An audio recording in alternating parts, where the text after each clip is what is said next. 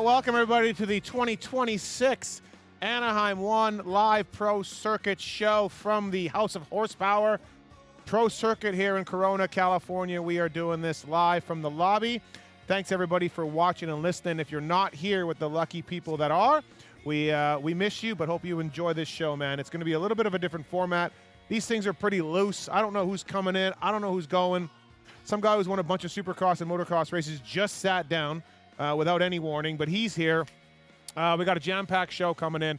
Mitch Payton will make an appearance of some sort, and it was just over a year ago at this shop where I gave him a bunch of good ideas, none of which he has implemented, but we will get into that and more. And also with my co-host here, he is the High Des Master, the Kris Keefer. What's up, buddy? How are you? Hey, this is going to be a fun show. Yeah, it should be. Thanks for coming in. Yeah. Appreciate it. Yeah, appreciate it. And next to you to start, or maybe he's here all show, we don't know. Put the mic up a little closer there if you can, sir. Supercross champion, motocross champion, Ryan Villopoto. What's up, RV? Oh, thanks for having me on, Steve. It's been a long time. Yeah, listen, before I was used to, okay, What? You blew it. What'd I do? Usually they applaud us, okay, and thank you. But I want us to applaud these people because all of this money tonight that they paid to be here goes to right in your pocket. goes to Pulpamex gives back to help out injured riders. All so right. thank you, people. Thanks for coming out, everybody. Thank you, people. Appreciate it. Thanks to Mitch for letting us do this. Camilla. Everybody at the show, Yep. Pro Circuit here, because we're going to take this money and help out an injured rider down the road somewhere. So appreciate it. And thank you to the fraud, a.k.a. Kellen Brower, for everything he's doing behind the scenes. Start your systems and all of that. Levi Kitchen should be walking through that door right away. But Anaheim 1 is here. I'm excited. You raced it. This guy did a little better, though, at it. So let me start with him. Okay, great. RV, Anaheim 1. You came in. Look, I don't really want to hear the series starts at Daytona, like Ricky loves to talk about, because like it would be the series really should start right away. They all count for 25. It does start tomorrow. To Saturday night. Right. So, but how important was it for you to get off to a good start? How much did you stress A1, or was it like, we talked to Nick Way and speaking of RC on Monday night, and they're like, just get through it. Just get through it. Yeah, I mean, I think you have to. Like, I have a couple we'll use 450. I mean, I raced obviously through the 250 class, but I think I have 2 450 wins, and then I think one of the worst finish in the 450 class was 16th, leaving there. Yeah. Right? So it took me a long time to dig out of that hole. So I think it is very important. I think Anaheim won regardless of the start of the series. It's just the hype that every the race brings. Mm-hmm. I think coming in, what has Kris Keefer done? Has he made big strides? No, he's How's just run his the bike? desert, but yeah. But my point is, Yeah. with all these other Yeah. riders, what's James doing? Did he step it up, or how's the bike? Or did we do enough? That's Yeah. I think the part that you don't know, right? Even though And we just got off Racing Outdoors or Motocross of Nations or whatever it was, and Yeah. it was only say 8, 10, 12 weeks ago or whatever, whatever that timeline is. It's Yeah. not very long. These guys aren't off the racing schedule very long. But still, the human mind starts to play tricks. Yeah, and when then once you get in, you're when fine. you leave A1, you're like, okay, this guy's got this. I got to worry about this guy. Blah, blah, Or he blah. wasn't as good as I thought, Yeah. those Yeah. types of things. Yeah. Or my Yeah. bike was way better than I was expecting, or it was way shit compared to what I really was thinking it was going to be because it was so awesome at the test track all off season. Was the off season for you like? Were you chomping at the bit to race A1? Were you like, man, I really wish I had some more time to get ready? Were you ever like, I'm ready now? And did you have any years where like, man, I need some more time? Dude, I think that, I mean, no, I don't think anybody's like super excited to just get back into it this quick, if that makes sense. I mean, yeah, sure, if you've had an injury and you've sat off all year, you're like jonesing to get back in there. But I would think most of these riders would like a little more time off, but it's just par for the course. Like, it just happens the way it happens. Yeah.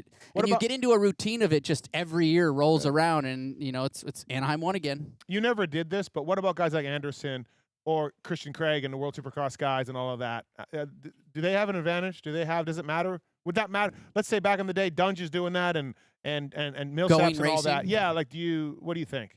I mean, I think it really helps in, say, like Eli's position this current year, right? Like getting behind the gate, going out and racing, seeing a couple different conditions on the KTM versus he's been on a Japanese bike for his entire career, aluminum frame, switching to the steel. Yeah. getting to learn the team, the mechanics under race situations. I think that really helps there. I think guys like Cooper Webb that go and do, there's been Mookie, all those guys that go do those. They're just, honestly, they're going to have fun with cashing a big check, but also knowing when they go there, it's basically, yes, is it practice? Yes, but there's nothing really on the line. There's no championship. The teams would probably rather not be there. You know, like all the work that it takes to go and fly and ship stuff. Yep. So it's kind of for them, and I think that they go there like, you know what, let's go racing and actually like sit back and whatever happens kind of happens. Yeah. I'm gonna go have fun. God, Kris, and your mindset for A1, Kris, going in. What? My mindset was like, hopefully I just qualify for the night program. Well, back then, But back then we had to go You did race. when you ran that big bore. I did. Yeah. and I was at the place this week where we actually tested. I was talking to Oscar and I was with Kawasaki, and like that's where we started right there. He's like, how could I forget? He's like, Rags told me we were going to cheat, and I didn't know what to say. Yeah. But it's so different compared to like you guys and privateers. They're just like, okay, some of these guys are on new bikes. They don't know their bike, like you said, but these guys just want to be in the main event. And want to, if they get in the main event, that's a win. Yeah. Right. Yeah. So No, for completely sure. different mindsets. God, man, you know how much money you lost out on in the off seasons, not doing any races. Yeah. Holy shit! I tried to get Pinard to bring me over to Bercy at the time, and I told him, I said, I'll come over, but it's gonna be $100,000 a night. I know you paid James $250, and he didn't show up for the last one. He said no to Pinard. I never really got a response back. Okay, all right. That's a no. Let's. Clearly, he's I didn't here. go. Let's welcome our guest. There he is. There he is, everybody. Have a Give him seat, some buddy. of that. There we go. It's your Anaheim 1 winner, hopefully, for Mitch Payton's Pro Circuit team. Some people call him the chef. I prefer Kitch. It is the Levi Kitchen. What's up, buddy? How are you? Thanks for coming in. Appreciate it. Thank you. I'm good. How you guys doing? Good. How we feel? Pretty good. Yeah? I'm actually surprised. Like, you guys are so weird. It's Thursday night for Anaheim 1. I'm surprised. They must have made you do this show. No. Okay. Not completely. They wanted a rider out here. Okay. And, McAdoo's busy. yeah, I know he had that. something going on. Yeah. So, no, I'm glad to be out here. Keeps it light. Yeah, no, thank you, man. I appreciate it. So, you got his T-shirt there for I got you a T-shirt in case you ever want to wear it. Right behind you. Right here. Yeah. You can wear that whenever Where's you mine? feel like. Perfect. Yeah. There you go. So, we saw this in a I got you. vlog. We saw this in a vlog. Yeah. You said something about Matthes or Pulp MX. It was this guy. He's the one that's getting upset at amateurs not putting their bikes on stands. It's Okay. him. Well, that came from Jordan Hoover. Oh. He was filming, Okay. and I don't even remember. I think it was him Okay. who mentioned that, but Yeah. I didn't know it was you. But Yeah. Because you said and I'm like, I got nothing to do with that. I don't really care. But this is Chris's passion lately. I just go to amateur races, dude, and I see the kids. They just pull up, wait for their parents, and then I They'll saw wait a long Jorge time. wait for 2.5 minutes. Who? Jorge. Oh, well. I sat there, and he pulled up, and he just sat there. Mechanic walking from the middle of the track. Derek. He's just sitting there, and I'm getting dressed, jersey, under protector, and waiting. I'm like, is he going back out? Is something wrong with this fucking guy? And no, Derek cruises up. He gets off the bike. Derek puts the bike on the stand. I was like, I'm fucking mind blown, dude.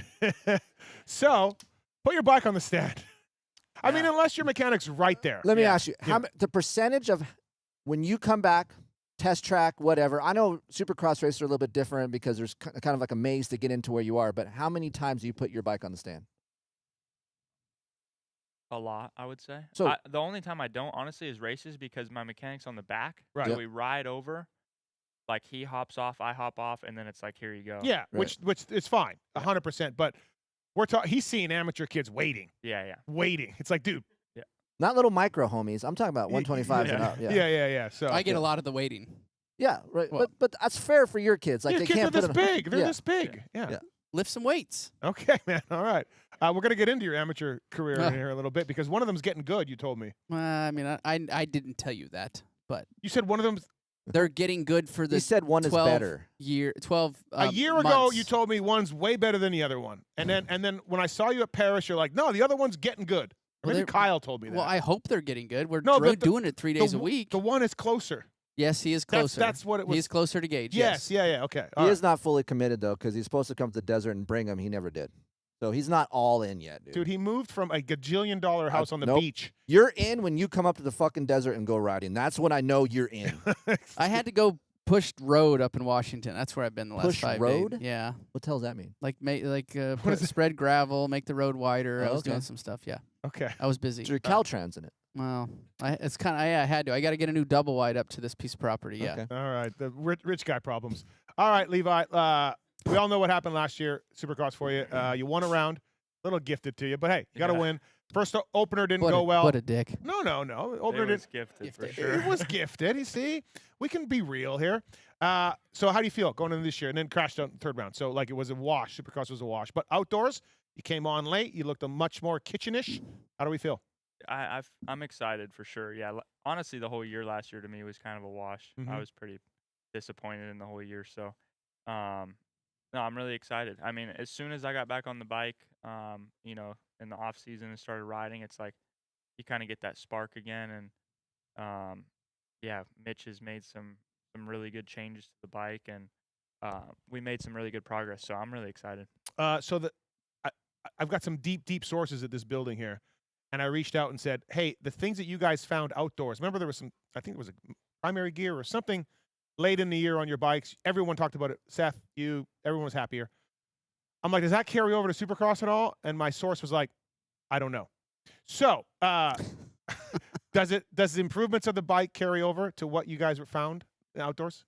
A little bit, but like they found a lot more than that. Like Okay. that helped a little bit Yep. in outdoors, but Okay. we couldn't really do much more than that. But no, like Mitch got I don't know really what he changed, but it's a lot faster Okay. now. Yeah. The power's just in a different spot. Right. So it's a lot more like the 24 bike. I Okay. would say. Yeah. So you're happier. You're in a good place. It's awesome. You have wanted to do West from, it's all big secret, but 2 months ago, someone that we're mutually friends with, like, he wants to do West, blah, blah, blah. Why that? Why West for you? I mean, I always just get prepared for West because Okay. me and Chase do boot camp together, and obviously he gets ready for A1. So it's like if I was to do East, I would probably take a break right now, to be honest. You know, like, Yep. because they have like 6 weeks. So Yep. I always just get prepared for West, and I always just say I want to do it. Plus, I do like West. I mean, I've tried East twice now and crashed out both times. So, So, yeah, let's do West. I Yeah. mean, RV, did it matter to you in your East days? to West, no. No. I mean, Yeah.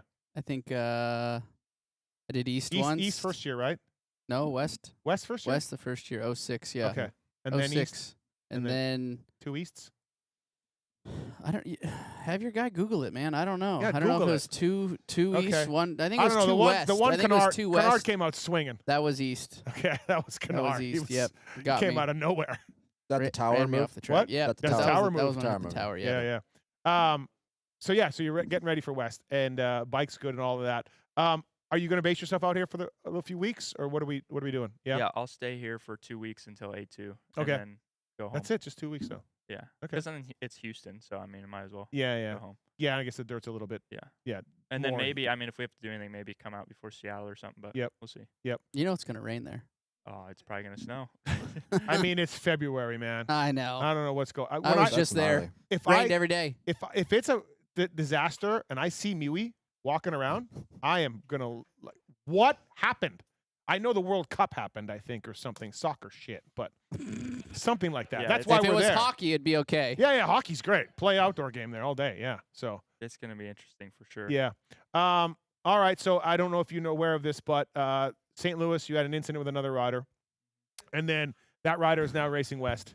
The way I look at it, you and him, and I think Max Anstey are going to be the guys for me. I mean, Max got the speed; he can pull it off, but I need to see him finish. So to me, you three are the veterans and the speed demons of that class. Just you got to keep the shenanigans to a minimal, but I don't think he can do that. What kind of game do you have here? Because there's going to be You shenanigans. think he's going to tell you? I don't know, man. Okay. I don't know. I really don't even have a game plan. I mean, Right. just kind of. There's going to be shenanigans. I don't think so. Always. He's probably going to try some shit. If I was him, I want to play him for a second. Yeah. Let it fucking unfold. Relax. Let him do his thing. He'll simmer down after he doesn't go after him, Okay. unless he completely T-bones him and jacks him up. Right. But I just feel like it'll kind of play itself out and simmer Right. down. Okay. It's when they do this all the time and it gets him spooled up. Could you? That's what he wants. He likes that shit. So But he's like, yeah. Could Kitch put his face on a donkey and going over a cliff and rattle him? No. Okay. All right. Like, No, I'm just wondering. No, I'm just like I don't know. Like, like to me, don't engage. I'm with you. Yes. But maybe you can engage and then get him all rattled. I don't know, man. He doesn't seem like a Mensa He candidate. knows more about it you than know? we do. I know. He's not going to say anything. I just feel like, look at the St. Louis move. He was He already, got out of hand. He got out of control. he blacked out. He missed his break. And there is such a thing as blacking out as a motocross rider. I Right. see it all the time. And Right. you black out, you don't think, you do it, and you're like, oh shit, that wasn't good. And you continue on with your life. Yeah. That's what happens. RV, blacked out? Yeah, I don't know. I mean, yeah, similar, I guess, but way different. Why way different? Mm, To me, it's kind of the same. it is very similar, but I think I mean, Hayden J-Law wasn't as good as Hayden. Well, that's you you know, didn't have to worry and about like him. actually Right. like okay, was J-Law fit? No, he could. You knew you only had. He had a window that was very small to where he could go really hard fast like in that right? window. Right, really Right. good. Yeah. Like J-Law was really good. Yeah. But like Hayden's, that he can run the distance. That's the difference. Right. And I think that's what makes it much harder to deal with. Yeah. When the guy can run the distance from a fitness level, also a speed level. I gave this speech on our preview show. I don't like any of that stuff. Just keep it to Neither do I. I mean, yeah, I just- thought the Vegas thing was total bullshit too. Right. It is fun as a fan, though, to watch. I'm not going to lie, dude. I don't. Yeah. Like, if you're at home and you see some shit go down, you're like, fuck yeah.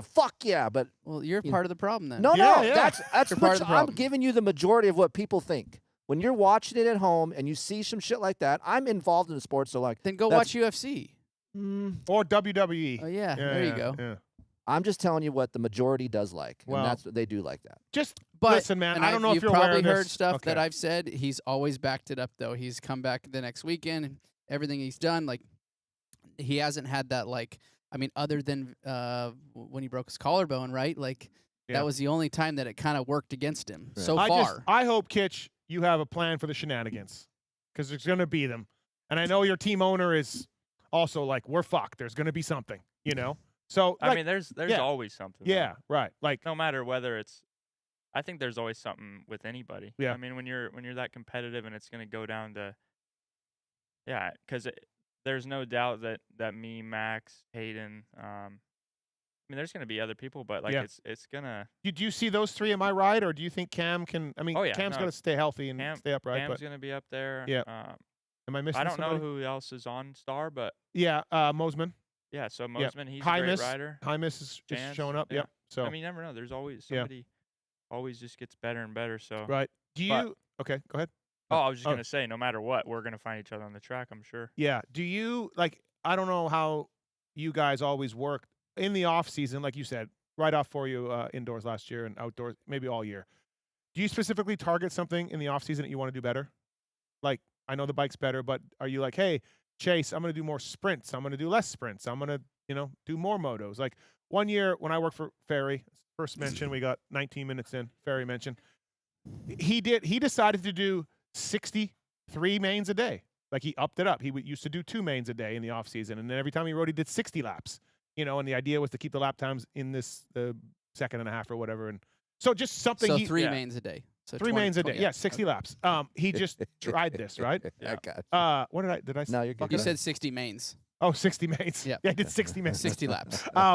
So this stuff like that. He decided to try that. Is that? Do you do that? Yeah, a little bit. I did more motos this year than mains. before. Yeah, mains. I did a lot of mains this year. Okay. And then less sprint stuff. And then feel last like year it was more sprint. a lot of sprint Yep. stuff.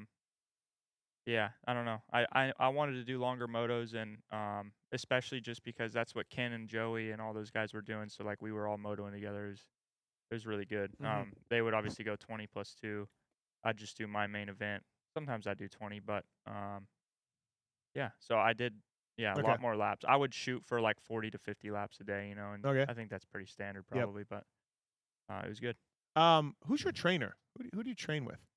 Peter Oh, is Peter. physical. Okay. Yeah, and Yep. then on the bike, basically Rob, my practice mechanic, he also Yep. I trained with him since like Yeah. 2019. Okay. So But Peter Parks, same guy Yep. Chase uses. Yeah, Yep. right. All right. So the Sandbox crew there you got. I'd been hearing deep sources that I got over there too. Joey is riding well. oh yeah. Joey's riding really. I mean, he's a great rider. We He's know really that. good. Like, but I've been hearing he's riding really well. Yeah, Joey's Ken will probably get pissed I say this, but Joey, pretty much every day, as far as like Yeah. speed wise, he's the fastest guy. Like he's always the time we're trying to beat, you know. Mhm. But I mean, everybody has their days Yeah. for sure. But yeah, Joey just sprint speed wise, like Yeah. stupid fast. Yeah, Stupid fast. that's kind of here. I texted him and said, "I heard you're flying. Are you Yeah. flying?" And he's like, "No, I'm not." But I'm like, No, he is. Yeah, Yeah. I heard it's been going really well for Yeah. Joey I Stavacci. really want him to like show that, you know. Yeah. It would be pretty cool. I think the battle with him and Christian and Shane for the top dog on that team Yeah. should be pretty good, Yeah. right? Yeah. It'll be RV, good. no, you looked at me like that was a bad question. Who's on? It's Joey and who else? Oh, Christian. Christian Craig, Okay. Shane McElroy. Shane. Joey's all day. Okay, all right. Joey's underrated. Like Yeah, even when he was doing the privateer thing on the Kawasaki, top 10, and that's when everyone was there. when He was was- he doing that? I remember. I remember what you're talking about. You know what I'm talking. Yeah. The 450 was out of the motorhome. Ben LeMay was his mechanic. What? Yes, he was on a Kawasaki. You guys remember that? Anybody remember that? Was he 17? I mean, come on. Yeah, I- he was number. Oh yeah, Rick nah. Ware. Yep. Yeah, that- So, that like, he was he- Yeah, but he everyone was in was the there. top 10. He was always in the top 10. yeah. So I mean, that's what I'm saying. He's underrated. Like he's good. I told him, and I've been saying this. I think when I watch him, he's really, really fast, really good. He makes a mistake, and like everyone does, and then he makes another one, and another one, and another one. He gets rattled, I feel like, and those compound themselves. He doesn't just have a bad lap. He starts maybe in his mind being like, "Oh fuck, I screwed that lap. I gotta go faster." You know what I mean? Do you guys agree, or do you see that with him, or no? I don't know. I guess he's Okay. seen him now. I mean, sometimes. Yeah. Yeah. Yeah, I just think he. I do think it really it's gonna take him one race, and then all of a sudden, it's just like a belief thing. gonna I think click. with any of us, but I really think he could go out and get a top 5, and then you'll just see him get a bunch of them. Yeah, to be yeah. honest. Right. Yeah, I maybe. mean, it's obviously a gnarly class, but like Yep. his speed. Yeah, I think he could do that. I think Kenny winning would be the coolest story of 2026. I Yeah. don't know if you guys talked about this on your dumb podcast or not, but Kenny Oh, winning. come on. What? I mean, Kenny has a good chance at winning A1. Yes, like always. Yes, I think him or Chase are winning A1 in a couple days. One of those two, I think. Right? I mean, I think it's. I said this on our podcast. 'Kay. It's better than yours. Yep. Um, RC threw like 4 drops on Monday night about the title. Title 24. Don't watch this one. Even though I'm on this one, watch ours. Don't watch this one. Yeah, I think Chase. Yeah. I think he's in a good look. He's left 2 teams already. I Yeah. feel like he's kind of backed himself into a corner to where it's like you can't. Eventually, you got to stop blaming this Yeah. or the team or the bike or whatever the case may be. Yep. From a mistake standpoint, this, that, the next. I think he's more mature too.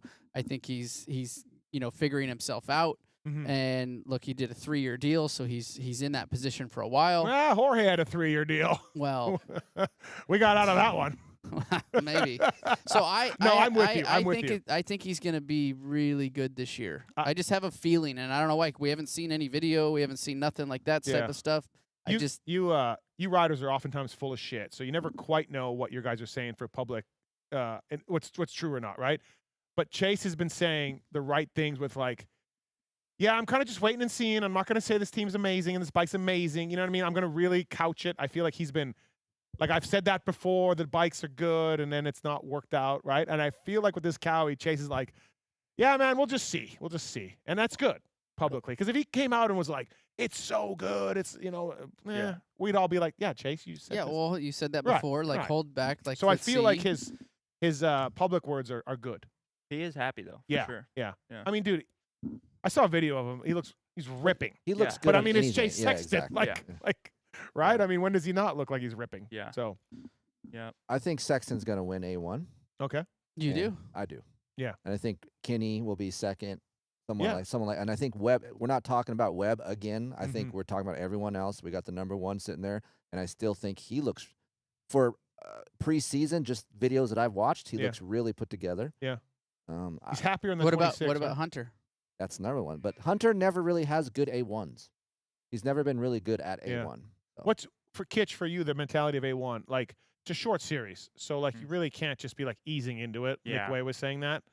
But on the other hand, yeah, you can get 16th and really screw yourself. So Yeah. there is some of that where you're like, hey, I'm in 4th or 3rd, hasn't gone the way I wanted to, gotta take it, Yeah. right? Yeah. I mean, my A1 goal is always like to win, but I mean, you're always happy leaving on the podium. I think Mhm. it's a great night. Yeah. And that's kind of, I mean, I don't know. That's my goal always is just, like this year. I just want to go on. I mean, if I could be on the podium every single weekend. Yep.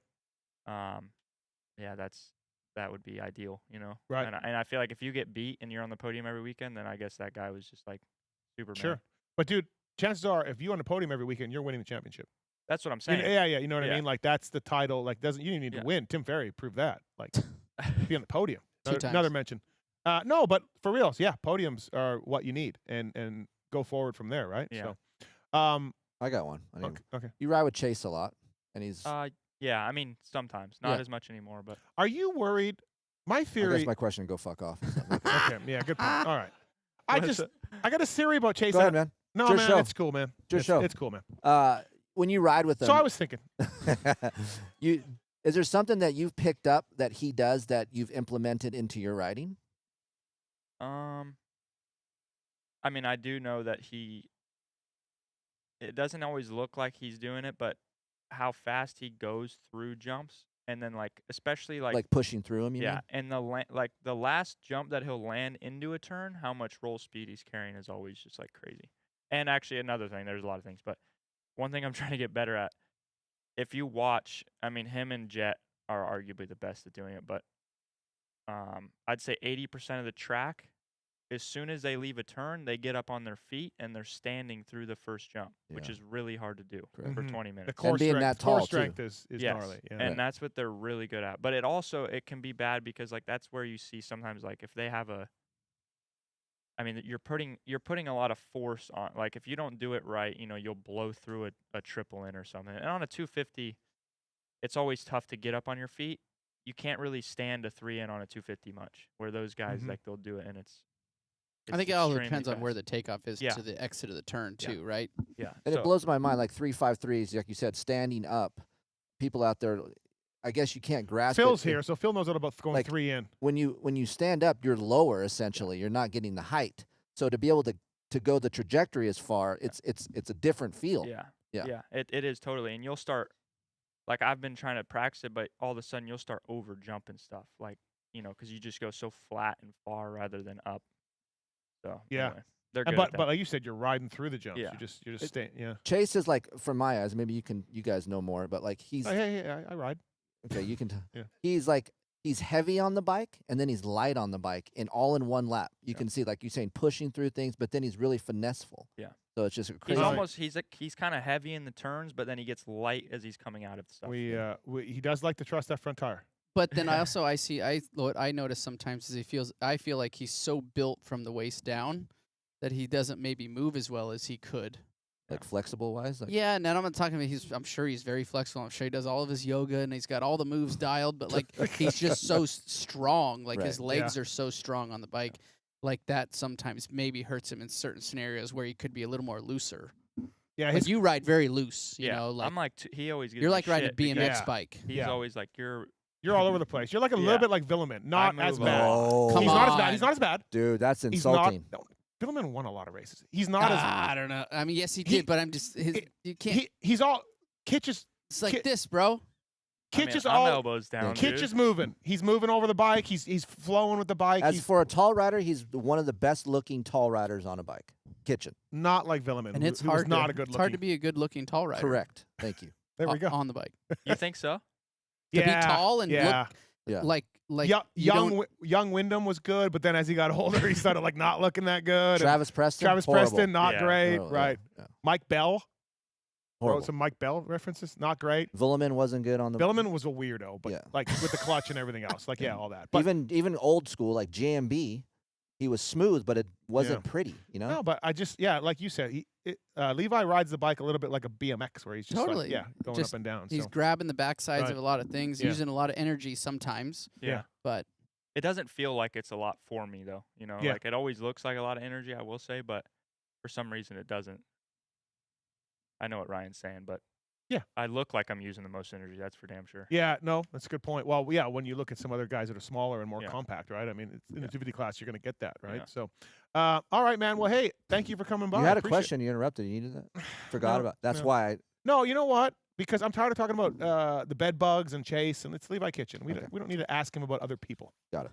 So I was going to ask him another Chase question. Okay. Oh, Yeah. jeez. You can ask me anything.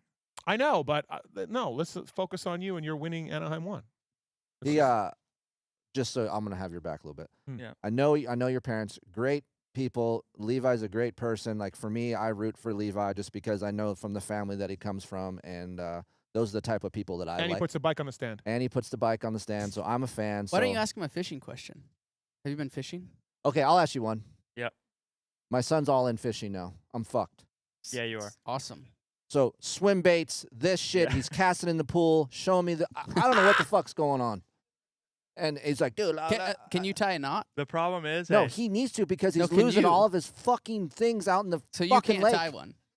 Huh? You can't tie a knot. No. Oh, fuck you. I know where you're going with that. With my teeth, you're saying. You're a dick. I wasn't actually going No, there. no. I thought you were going there too. So no, did I. I wasn't. So did but I. can you tie a knot? No, I can't. And Okay. I can't bite a fucking sinker either, so fuck you. Well, I can't either. Mine will break. I have never really fished in my life, so I'm out on that. Yeah. I The don't know. boys I've really been love it. fishing, but The it's boys been love it. horrible. They love it. Good. At one point, Levi was fishing during the pulp show when we called him. He was in the water or Yeah. something, waiting. I or was, no, whatever. I remember that. I was floating the river with my dad. Yeah, yeah. and the service was shitty. Oh, there he is. There he There's is. the boss right there. I haven't got to see Mitch yet since I got in. So. Oh, okay. All right. Well, listen, we'll let you be, Levi. Thank you for coming in tonight. Appreciate it. PC live show. Give Thank you, Levi guys. Kitchen a hand. Good luck this weekend, man. Thank you. Not that you really need it. I mean, you're Levi Kitchen, so you know you're pretty dialed in there, right? Before we get Mitch in here, let's bring in. I think he's here somewhere. Phil Nicoletti. All right, let's bring in Filthy Phil somewhere. Yeah. And then we'll get Payton in here later. There he is, everybody. The Canadian national champion Not defending his title. wins the I heard that. wins I the asked him title. today. Yeah. I asked him today. Not Yeah. even going up. Mm-mm. Yeah, and then he's not defending it. You know, kind of like what. That's the news. I feel like that's what we should be talking about. What the fuck's going on? Welcome, Phil. Hello. Hi. So later on, the guy behind you, we're gonna get to the bottom of this airbox thing too. It doesn't matter. I did the job without the airbox on. Yeah. Okay. Amazing that you won. Amazing that you won without it. Winners find ways. Yeah. Well, that's a good point. You know? Thanks for coming in, buddy. Appreciate it. Yeah, it's awesome. Uh, It's a little different than what I thought. That we're gonna have microphones, and so I can't really tell if I'm talking loud enough. Yeah, I or- told Steve that too. yeah. Yeah. Well, he should have put speakers, but I'm sorry, guys in the back. Title 24 will probably do that, probably, Mm, right? We Yeah. would have had speakers Yeah. for sure. Yep. Yeah. I would have got the In-N-Out truck in the parking lot. a lot of money with Title 2-4. Free Coors Lights. Yeah, Yeah. that would have been the deal. But no, thanks for coming by, Phil. I appreciate it. How many? You're just out here to watch. So how many? Yeah. How many are you going to? I What are you doing? don't know. I'll stay out next week. I'll go to San Diego. Okay. And then I don't know, Houston. Yeah. And then Okay. I don't know. Yeah. Whatever one I want to go to. Right. I guess, you Right. know? And then Loretta starts the Loretta attack on Loretta's. Yeah. Prep started this past Monday. Yep. So we're going. Oh, yeah. after it. Areas are coming up. And then so Zach Osborne's in your class, I found out, and Zach- then maybe Troll Train. Yeah, I'm trying to get Amart to do it. Mm-hmm. He's already thrown out some excuses. I don't know. We got so many races and this and that. I'm like, you have 5 other family members that can fucking handle Yeah. the track and Yeah. stuff. So Let Germa do something. yeah, exactly. So we'll see. I'll talk him into it. Yeah. He's like, I don't know what bike to ride, this and that. And then Right. Zach goes message me on Instagram saying, you think we have a shot in pro sport class? And I'm like, no, we don't have a shot in pro sport. You know Yeah. how hot it's gonna be? Dude, it's 20 minutes. One I moto a don't. day. I don't care. You've been out of the game way too long. Way too long. It's hot. Yeah. Can they get Pro Sport or no? No Look, chance. I think they're downplaying it, dude. Oh. I give Aiden a bunch of shit. I go, you're fucked this year, dude. I go, guys are coming back. He's like, oh, I don't know, you're fucked. He doesn't even know these guys. Aiden Who's doesn't. in the pro sport? No, class? I stay up with That's the the thing, I amateur don't- stuff. No, I'm Wise. saying no. And Aiden Wise. doesn't. Aiden Oh. doesn't know. Like Aiden. Oh, like if you're ahead of him, he's Vince. I don't know. Yeah. Vince, yeah. yeah. So, like, these kids don't know how good these guys are. They know how to dig. The only Right. thing is like Shorty won, and then in Pro Sport last year, Shorty was pretty far back. yeah, but Shorty's Shorty's also was out. 44 years old. Yeah. Like, Okay, I mean, fair. He's yeah, older, yeah. Yeah, like I don't really put myself in Shorty's category. He just It'd wanted be a like Canadian RV title. going back now. Like RV don't give 2 fucks anymore. He'll get a 15th, no problem. Woody. But he's been retired for 10 years. Yeah. You know, Yeah. so I don't know. I'd like to say at least I still have a chance. You Mhm. know. I think it's gonna be tough. Oh yeah, for sure it's going to be tough. Did you ride it in 2020 on a 450? No, I then? was in Canada. Oh, okay. Yeah. Dude, 450 Yamaha's a lot of bike there, brother. I bet. I bet every 450 is a lot of bike. It's a at lot that of track. bike. Yeah. Nah. Okay. It'd be okay. Okay, let's move it on to Anaheim. All right. So I have Sexton as my slight favorite over Coop for this championship.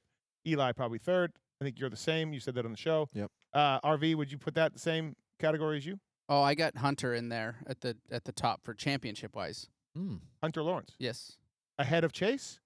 Very close. Oh, I'm not saying he's ahead Yeah. of Chase, Well, but those are my two like front runners. oh my. Okay. Wow. I was going to tell you. It's a horse race. Phil said Webb is his favorite, obviously. Yeah, well, I mean, that's Yeah. not Well, a bad you choice. can't you can't Yeah. can't sleep on him either. No, for sure. But if you're looking outside of the box, who didn't win it last? Like the new guy, like those. Don't those you two. feel like Justin Cooper Or and not Hunter New Guy, are the but- same? They both No. really close. Justin Cooper and Hunter? Yes. Supercross. No. No. I look at and this is no disrespect because I Yeah. actually Nobody. Yeah. I think Justin Cooper is a phenomenal rider. Gets great starts.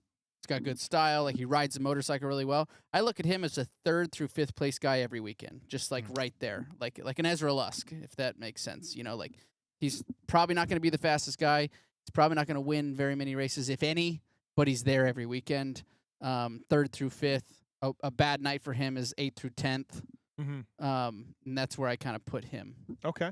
I don't think he's going to beat, Chase. Jacob qualified better than those guys many He's times. a phenomenal qualifier. Yeah. But that doesn't qualifying doesn't Right. translate to a main event win. I see Hunter and Jacob really close, and I don't know who's going to break through. if It could be either one. if Hunter has stayed on the trajectory that he went through Supercross and outdoors, he's a slower build up. Yeah. Off season again, right? I feel like he's made the next jump strides. Yeah. That's what I think. Philip, What was the question again? Hunter, Jacob. Oh.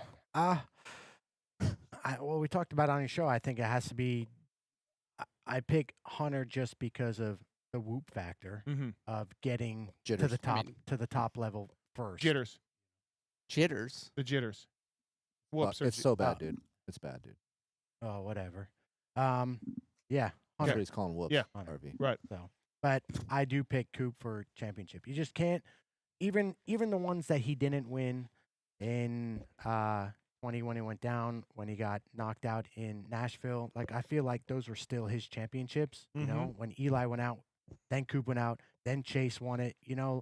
So I think Coop could potentially be 4-time right now, possibly even 5-time. But to say that he won't be at the end of the game, at the end of 17 rounds is fucking It's foolish, no, I agree. You know? I agree. And for you guys, Chase or whoever, I don't know. I just don't see those mistakes or that one bad race not happening. Okay. Where Coop can manage that one bad race being a 7th, not a 14th or a 15th. Yeah.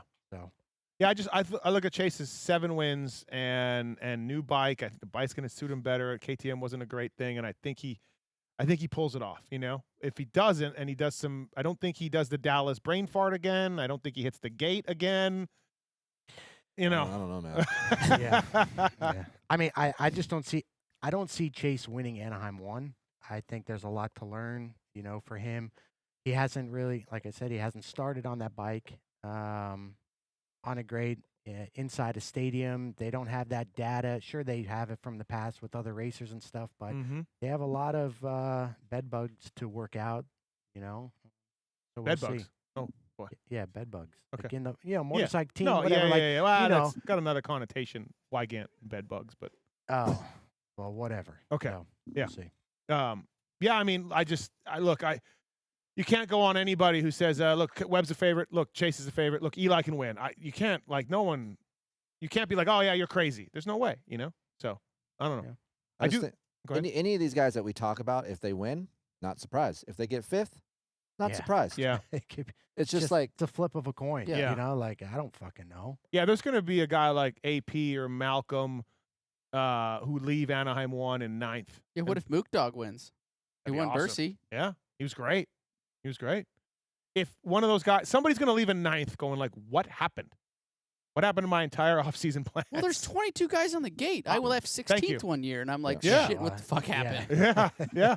Well, you crashed, but yeah. Yeah, a few times. Well, it doesn't Yeah. matter. Right. Lost my glove, gas cap fell off. Like, What a disaster. Shit that was a happens. disaster. Yeah. How long did it take you before you got in the points lead for that? Like, was it a long time? after Daytona, right after Daytona, okay. I think. It took Yeah. all the way to Daytona to, Yeah, to yeah. make it all back up. And so that's what I mean. It's just you got to wait for one of those top guys to have one bad race, just 1/16th, Mhm. and they're fucking out of it. Yeah. It's hard at that level to come back and gain those fucking points. Yeah. I just don't see it. That's why Webb is That's so why good. he's Yeah, fucking so good, good. He you just know? He knows how to he, chill will out. go Yeah. he'll go Yeah. 5th to 3rd with 5 minutes to go, and grab Yeah, some points, yeah. and you're like, or yeah. he'll, if he's in third and he gets passed by 3-4 guys, he'll be like, all right, that's all I got for tonight, to where he won't override it to 101% and Yeah. cost himself. So Yeah, it yeah. just is No, a you're right. smart racer, high IQ. Our view is the same. You just keep Not themselves high in IQ, not high IQ, but high race IQ. yeah, thank you. Definitely Yeah. not good intelligent IQ. There's a huge fucking difference here. Okay? So Right. yeah, I think it'll be good. Right. Phil Nicoletti here on the show. We do have some X Brown goggle tear-offs from our guy Moser for you guys. So this should be interesting. Let's do that right now because I'll probably forget. Oh, smokes is loud. All right. You guys can't hear it, but the intro is going right Yeah, now. yeah. X Brown goggles, choice of champions everywhere. We got 30 seconds on the clock. These questions are submitted by Corey Moser. You all right there? Yeah. I wore X Brown today out in the Des. Keefer took me out to the Des riding. Oh, is yeah. that where that picture is from? Yeah, we were out in some- He was shredding today. Dude, Yeah. I didn't actually. Props to the Des. Saw no washing machines or burnt out cars or No anything. boats. No boats. Nope. Everything was pretty It normal. was grass growing. I saw a pile of clothes. Yep.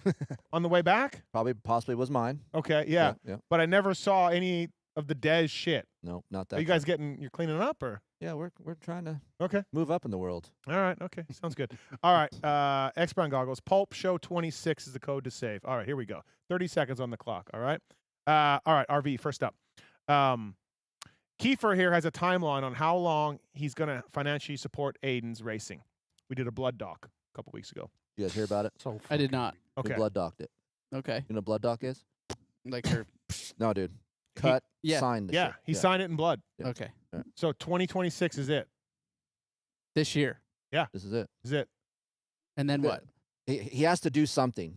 If we're So what does fucked, that mean? What's something mean? something, he has to win something and then get some more help Like for a the next Paris year. night race or? Okay, if I've dad has to float. Well, more we won of- ACP.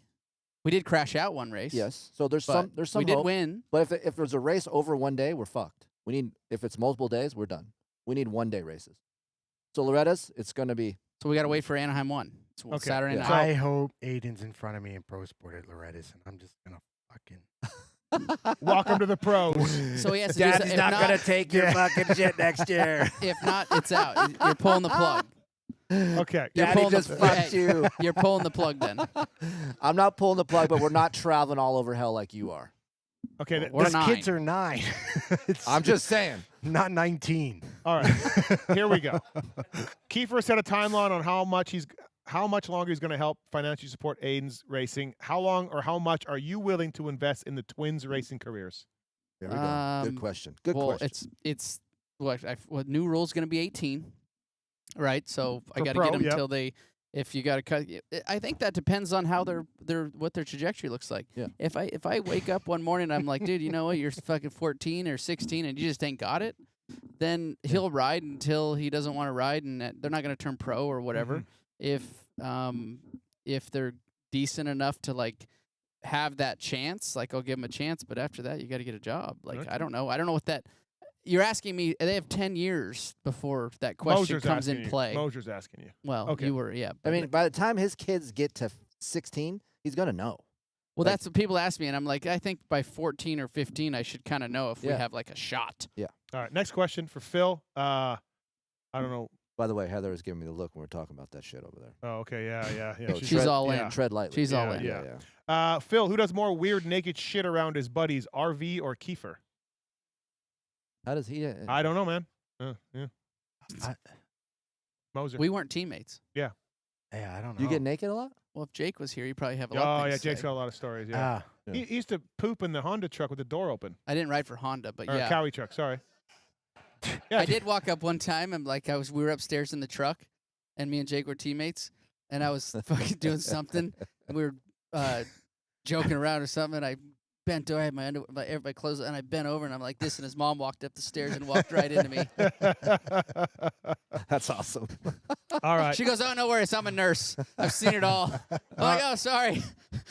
All right, Keefer. Is there anything off limits for Steve during life swap? Can he touch your drum set, use your toothbrush, and sleep in your bed with Heather? For life swap.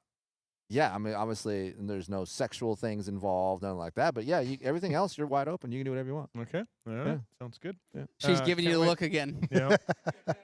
Well, yeah. It's a long story. You're so screwed when you do live swap. You're No, done. man. Oh, I could ride that desert track every day. That's Oh, awesome. that's all I do. I think that is all you do. Yeah, you ride in the fucking desert. Oh God. I Glen can't wait. Helen or the Des? Okay. Yeah. All right. RV. Yeah, question 2. What was the biggest bonus you gave to a mechanic? Like 30 grand? Okay. That's Williamson. Nice. Yeah. All right. 20 or 30? Phil, do you have to work, or are you so cheap you have saved enough money you can sit in the home in your dark? You can sit at home in the dark and be retired. no, I mean, I still got to work. I don't have RV money. Okay. You know, Yeah. but But you are frugal, so I'm sure you got a yeah, little nest I mean, egg. I was smart, but yes, I still have to work. I can't take my 9-year-olds riding every fucking day, but 'Kay. it was. Do you have a 9-year-old yet? Not yet. No, not yet. So, you're good. No, practicing, but not yet. Okay. So. Yeah, Yeah, I still got to yeah, work, but okay. yeah. FXR money. That's where he's got it. Mm-hmm. Yeah. All right, Keefer. On Saturday night, Anaheim 1. Whose bike setup do you think will be the best and the worst? Best will be Hunters. Bikes rolled over, and they know everything, so I feel like that's going to be dialed. Worst, I don't like that word, but I feel like I kind of piggyback what Phil was saying a little bit. They need more data. They need more time.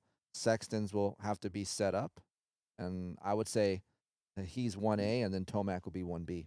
Okay. What about the Ducatis? I think they know they're just going to be fucked for a bit. All right, RV. Who's a current rider that reminds you of yourself? Not the attitude part, but I think like Hayden rides a little bit like me, but better. Mm-hmm. You know, like kind of wild a little bit on the 250. Like, I don't know, like sends it, like, I don't know, a little bit like I did, but I didn't have the mouth on me like he does. Okay. Phil, who do you think can crush more CLs, Mitch or RV? Mitch. Yeah. For sure. RV? He's a fucking rookie. Probably, Yeah. but I've gone pretty good with them before. Okay, neck and neck. I mean, we've Yeah. we've hit it up at Outback a few times. Okay. Tall boys. Just glass bottles there. Well, yeah, 22 ounces actually. Yeah. Hangtown, and then I raced the 125 race the next day. That's awesome.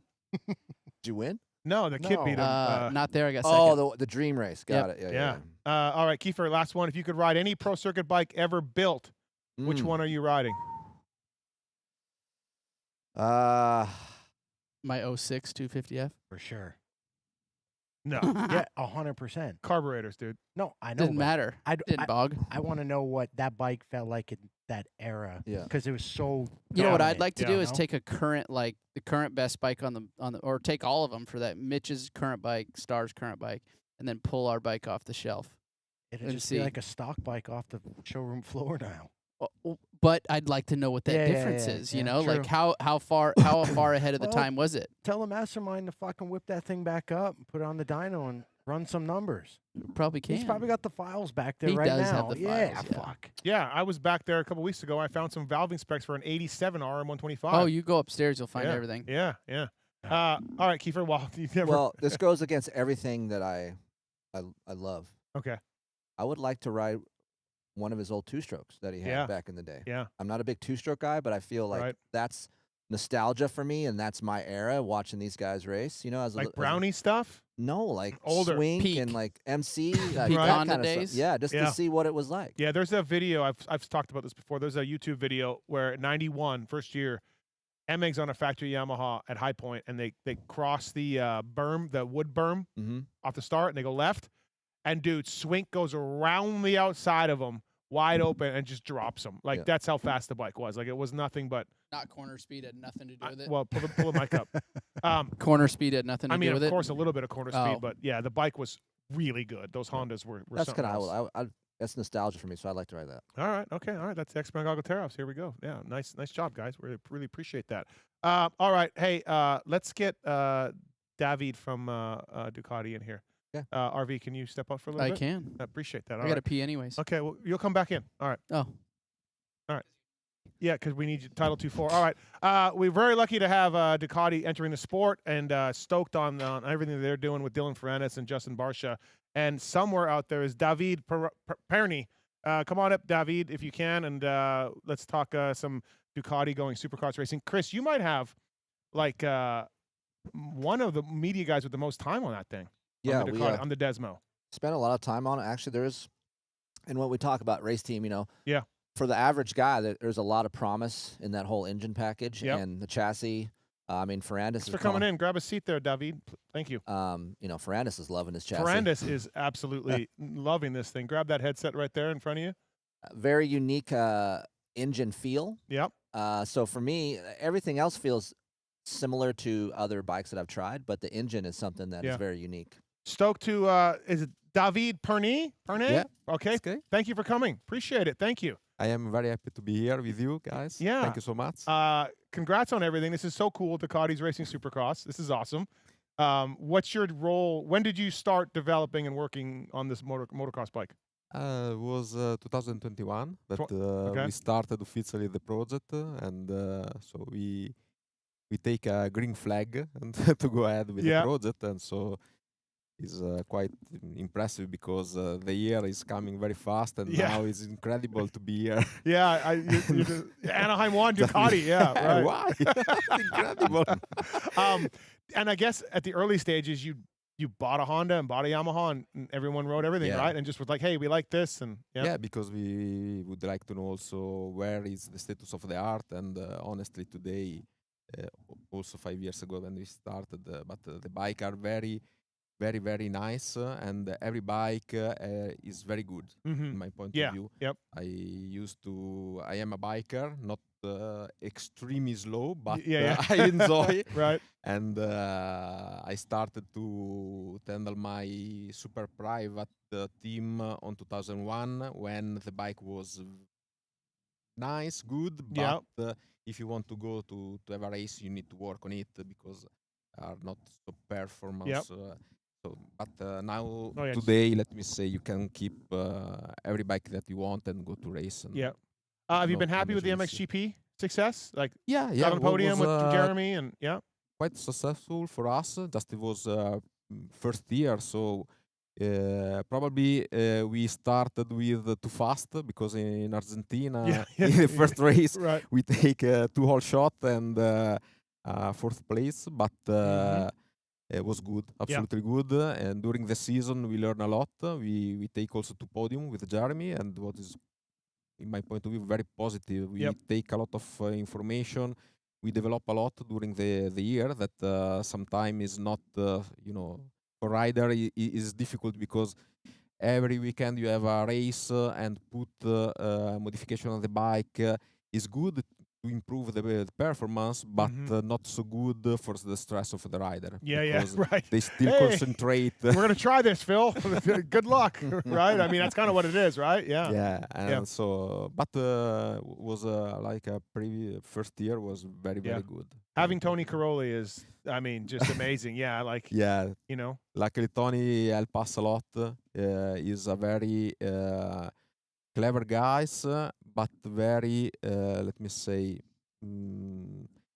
is every time at our disposal. Hey, Tony, we have something to do. You can come to test. Yeah, why? Yeah, I come. And very positive, a lot of information for us that help a lot, especially for racing, because some condition is still see immediately what happened on the bike because especially in the sand that In the first year, we have a lot of to learn about riding style for a position on the bike for the rider.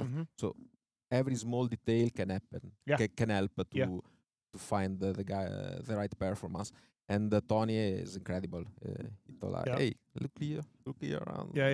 Yeah. Kris, I mean, you helped develop the Triumph. You know, you've been working with those guys for a couple of years now, or more yet than that. And so you know the ins and outs of getting a bike ready. And there's a lot of challenges, but also lots of rewarding feeling when you come up with stuff and the bike ends up being better than you anticipated. And for me, like one of the highlights for me last year was going to the factory in Italy. All of us, we got to go and see the first production on the assembly line, the Ducati. So that's really special to me because I've been to Japan, watched some assembly line stuff for the Yamaha, and to see the very first bike come off of the assembly line and the passion that all the Italians have for not only the brand, but also our sport, motocross. There's big passion within the factory there, which I didn't know much about because I thought more MotoGP, more street, but lots of off-road passion within Ducati. No, sure. It is a lot of people also in our team, in our working group, a lot of people are motocross or enduro rider. Not obviously a pro rider, but enjoy a lot. In Ducati is placed in a motor valley. In Italy, it's called motor valley because we are close to a lot of manufacturer, Ferrari, Maserati, Lamborghini, Pagani. So Aprilia also for a motorbike. They gave us a map of where we were. Everyone's right here. Also, Villopoto is not far from Bologna. It's just less than 100 kilometers. So it's an area where motorsport is the life for a lot of people. And also is quite normal to have people passionate about motorsport. It's more easy. It's a dream. When you go to work and you don't go to work. You go to live your passion. Right. It's incredible. It's very fast. So you feel the pressure to the job, but in the meantime, you don't feel the fatigue to go. And that is, I don't know if it's special because I still work for Ducati more than 20 years, so it's quite normal for me. But I understand that coming from outside is something strange that maybe is not so usual to find a situation like this. How many people from factory are here this weekend to watch? A lot. A lot. Hey, no pressure, Barsha and Ferrari. No pressure. Yeah. What have you been seeing from the U.S. side for testing and Supercross on the Desmo? The demands it takes, suspension motor, things that they like more so than the MXGP team. Have you been sort of finding out the Supercross is a different realm? And then, of course, the 51 likes to just ride like this. Yes. 100%, and you can play. This is the guess. The Desmo is very good for him. He just keeps revving. No, apart joking is very different for a lot of aspects, especially the power that they need, the torque, when they need the torque, where in the position. Supercross, but I feel also national motocross is quite a bit different. And for us, we need to speed up the development. Luckily, we have a very, very, very nice group of people here that can support us. First of all, Ziggy and his guys made an incredible job in a very short time. And obviously, we have a weekly meeting with them in order to be aligned. We share information, technical drawing, we ship material, we receive information.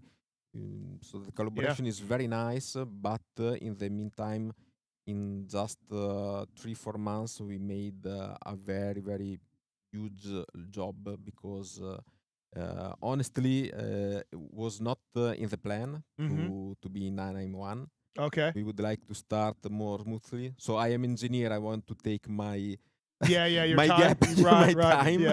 Yeah. But finally, for some can I say? I think Troy Lee wanted to go racing. Luckily, Yeah. situation. Yeah. First of all, Troy, that is Right. very, very, very Troy is full engine- gas. full gas Full every gas. time. Is a guy that you see when he speak to you about something, but is think complete for the future.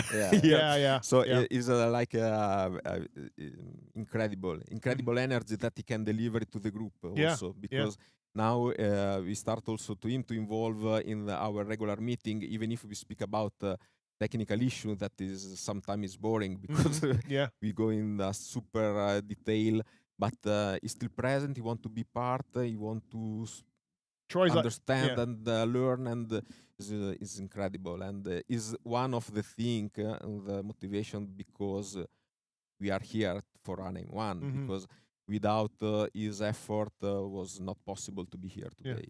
Troy's like, yeah, forget about that cam, man. I was thinking about putting a fender and putting it like fire on the fender and like maybe sprinklers and sparklers.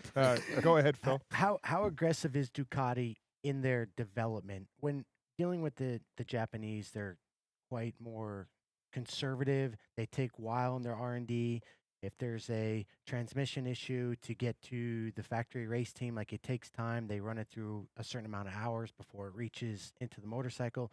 Are you guys pretty cut and dry? Like, hey, there's an issue, make a new part ASAP and plug and play? Or do you guys run through the whole development R&D process as well that takes a certain amount of time? Basically, the approach is the same. I mean, when we have a problem, we need to solve immediately. For OEM bikes and for racing bike, doesn't matter.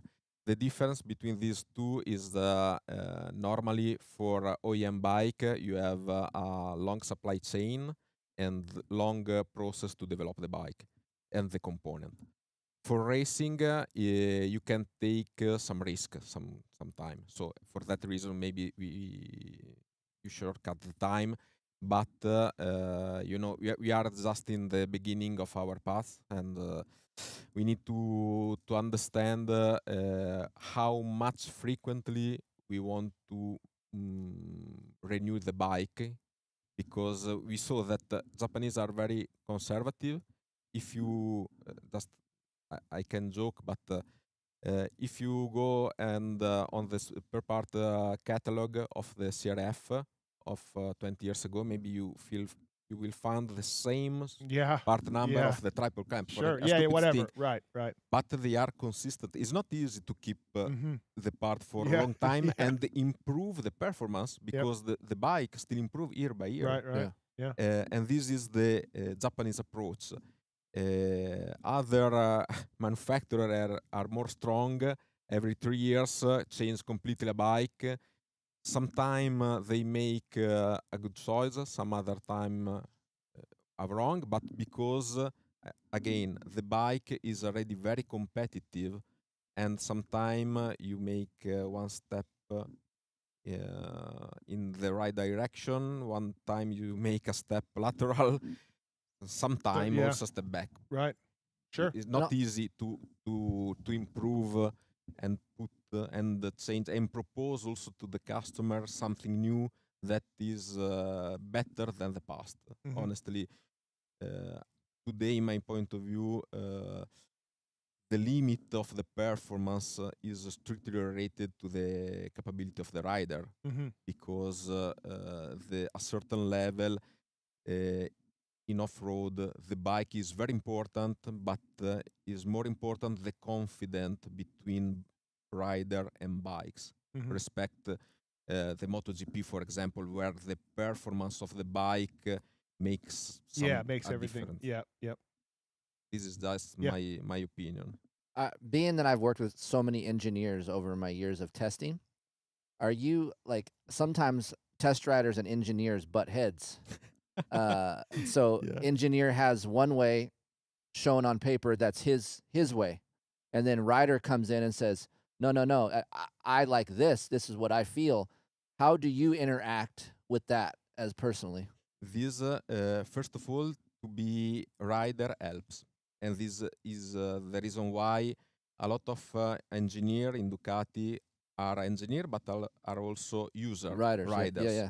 and this can help a lot. Yes. Also because engineer speak about number and rider speak about feeling. Yes. Mm-hmm. And to translate feeling in number is the most difficult job. Yes.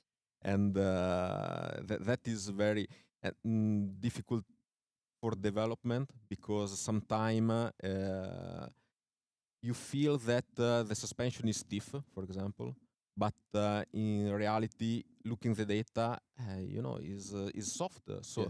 the suspension is tough, but you go down and you touch the point when the suspension is hard. So to be understand what the rider feel and translate in engineer language is the most complicated job. Phil would be terrible test rider. He's like Davide. He No, won the no. Canadian national championship this year. Oh, He right doesn't there. even know where Canada is. Yes, he does. probably. He's a I'm worldly man.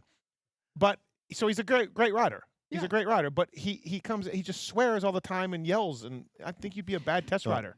He No. has thick skin. I can tell. Okay, all He'd right. be totally fine. Because I could see you coming in and be like, easy. "This is a piece of shit." No, well, if it is, it is. I don't know. There's no one else around. It's just the way it is. This anyway is a clear information. Yeah, yeah. So for us, Yeah. Right. take a note. This is clear information. Right. Well, Piece of shit. good point. How much has the production rule for AMA versus MXGP anything goes, right? Work spike rule. Is the production? Is it made it more difficult for you, or no problems? No problems. Yeah. Honestly, what we can try to do is to have a production bike good for racing, also because help us in the MXGP. Mm-hmm. Okay, MXGP we can ride a prototype bikes, but prototype bikes today have a lot of problem. The first problem is the price. Yeah. Because right. it's a very expensive bike, Yeah. and we have a long history and know-how in MotoGP and the Superbike race, where is let me say logistic issue, spare part is more easy. Okay. Because Yeah. Just we you know the have bike. Yeah. 20 race a year, okay, fine. 2 bikes, stop. Yep. Here you have 26, 31 31. race. Yep. Depends here, 31 plus Motocross of Nation. Mm-hmm. In Europe, you have 20 race of MXGP Plus plus Motocross the Nations. blah, blah, blah. Yep. So 26, 27 per year. But every week you have 2-3 days of training. Mm-hmm. So Yeah. you use a huge quantity of material, Yeah. and when you have a prototype component, means that you spend a lot, incredible value of money for this. Yeah. And this is one reason why we want to develop a very good bike, production bike, in order to keep under control also the cost. Mhm. That today is very important point, because the market is in a strange situation now, Mm-hmm. and we need also to keep monitoring every aspect of the project, especially the financial aspect Right. is very important. Phil, have you heard what Dylan's been saying about the Ducati chassis? Yeah, greatest thing ever. Dylan Ferrandis, he has been telling everyone about the chassis of this Desmo. Yeah. Dylan can come to Ducati and can be the measure of the city. Yeah. Because There's a statue of him up Yeah, front. There's a statue, right? He is telling everybody that he absolutely loves this motorcycle and the chassis and the frame. He says the best chassis in two-wheel In- motorsports. best chassis in two-wheel motorsports. So when we are this, okay, we finish the job, the daily job. We go to the pub and we open champagne and drink a lot. No, I'm joking. But, Yeah. in our job, it's not usual to have this kind of No. feedback. Normally is It's that guy. but- Yeah. no, because He's known you for it's true. 15 minutes. It's right, Right. because we want something better. Yeah. So Yeah. we want to improve. Okay, we got normally the complaint, Mm-hmm. because people Yeah. have some expectation, and also for small things they Yep. complain. But Yep. it's right. Yep. They spend their money, so they want to a bike perfect. So it's normal. And for us is a new experience Yeah. to get this kind of Yeah, comment. dude, he is. He's loving it. So good for him. I hope he does well. I mean, yeah. And Justin Barsha's a little bit behind the 8 ball with his collarbone. Like he's not Yeah. going to be 100%. But But you think about in his position and like as a manufacturer testing, building bikes, you're a test rider and you come in and downloading information to these guys and you don't want to say, yep, it's great. Yeah. Because then everything stops, right? You have to Yeah. evolve. So these gentlemen always hear the bad, because that's the only way the bike gets better and better. Mhm. Hey, it's good here, but we can do this. It's always give and take. There's nothing like, hey, man, it's perfect. So to hear Dylan say that, it's just a lot different, Yeah. Yeah, no, it's cool to see for sure. It's exciting to have Triumph here. It's exciting to have Ducati in the sport. You know what I mean? Like, for a guy that grew up with just 4 Japanese bikes, now we got used to be called the Big No. Four. Now it's yeah, the big whatever, 8. Yeah. No, it's awesome to see you guys pouring it into our sport. And I mean, I think the world of Tony Caroli. I just think he's an awesome guy. He's a great champion. You know what I mean? He's a great ambassador to have for you guys. We'll see him racing this summer over here a little bit. I think Okay, yes. yeah, Because yeah. it's still today is make a training. Oh, did he? Yeah, he's training. Yeah. He started, guys, did you have a bike for me? Yeah. I need is just 1 week that I am Right. That he's I here. am off yeah, and yeah. I need to make riding Right. and to enjoy. Yeah, it. no, So, I think no, he's I'm gonna race sure, them. Yeah. yeah, now he's 40 years old, Yeah. but he's still passionate like when he was young. Yep. So the passion of Tony is incredible. I think he will make a race again. Now he have also to manage his family because the families grow up, and Yeah. but we are confident that he come again. So, what will make you happy on Saturday night at Anaheim, finish wise, or Like engineer or like Davide? both? So for engineer point of view, if we will arrive with 2 bikes at the main event, this is my goal. Yep. Because I know that a race, everything can happen. It's the first race with the first completely new bike. Team is great, but is also new, and in the first race they feel a pressure that is normally, but is very, very, very complicated for the guys. So mistake can happen. But let me say, we put in the list about what can happen. Yep. So I repeat, if we arrive with 2 guys in the main event, for me the goal is achieved. Yep. From Davide, Yeah. what is my dream is to see the guys in the top 10. Yeah. This is just a dream. Yeah. No, listen. That's not. yeah. I mean, it's not. Not That's unrealistic. doable, yeah. No, It's no. like, Yeah, I mean, maybe with it's Dylan, highly like possible. again, Barsha's gonna. He gives you his all, though. Yeah. Bam does give you his all. He lays it out there. So, well, thanks for coming in the live show. Appreciate Yeah, everybody. Thank you. Let's Thank you give very much. Davide Thank you. Perni a hand. Thank you for coming in. Appreciate it. Good luck with everything. I think it's. I've said it before. I think it's awesome that Ducati's great here. Yeah, it's More great. options, more rides. Yep. Yep. Thank you again for coming. Yes, Thank you very much. Yes. Thank you. Nice to meet you. All right, let's bring Lewis. I don't see Mitch. Thank you. Lewis Phillips. Let's bring Lewis Phillips up here for a little bit. From Vital MX, a guy from the UK. Have you heard of him at all before? Cheerio. Yeah, Cheerio. He's a Cheerio guy. Yeah, that's it. Good day, mate. I was just making a TikTok Oh, and you disrupted me. oh, I was sorry. really close to finishing Okay, as well. all right. But it's okay. I Um, don't mind. Imagine this. Lewis already pissed me off within 10 seconds. oh, what happened? No, 10 no. fucking What seconds. No, happened? it this pissed is me off. this is false I sit down information. next to him. I say, "Hey, how you doing?" He's like, "Oh, good." He goes, "Why are you here at the race?" No, Wha- no. He goes, "Why are you No. here at the race?" I said, "Why the fuck are you here at the race?" No. This, What do you this is partly true.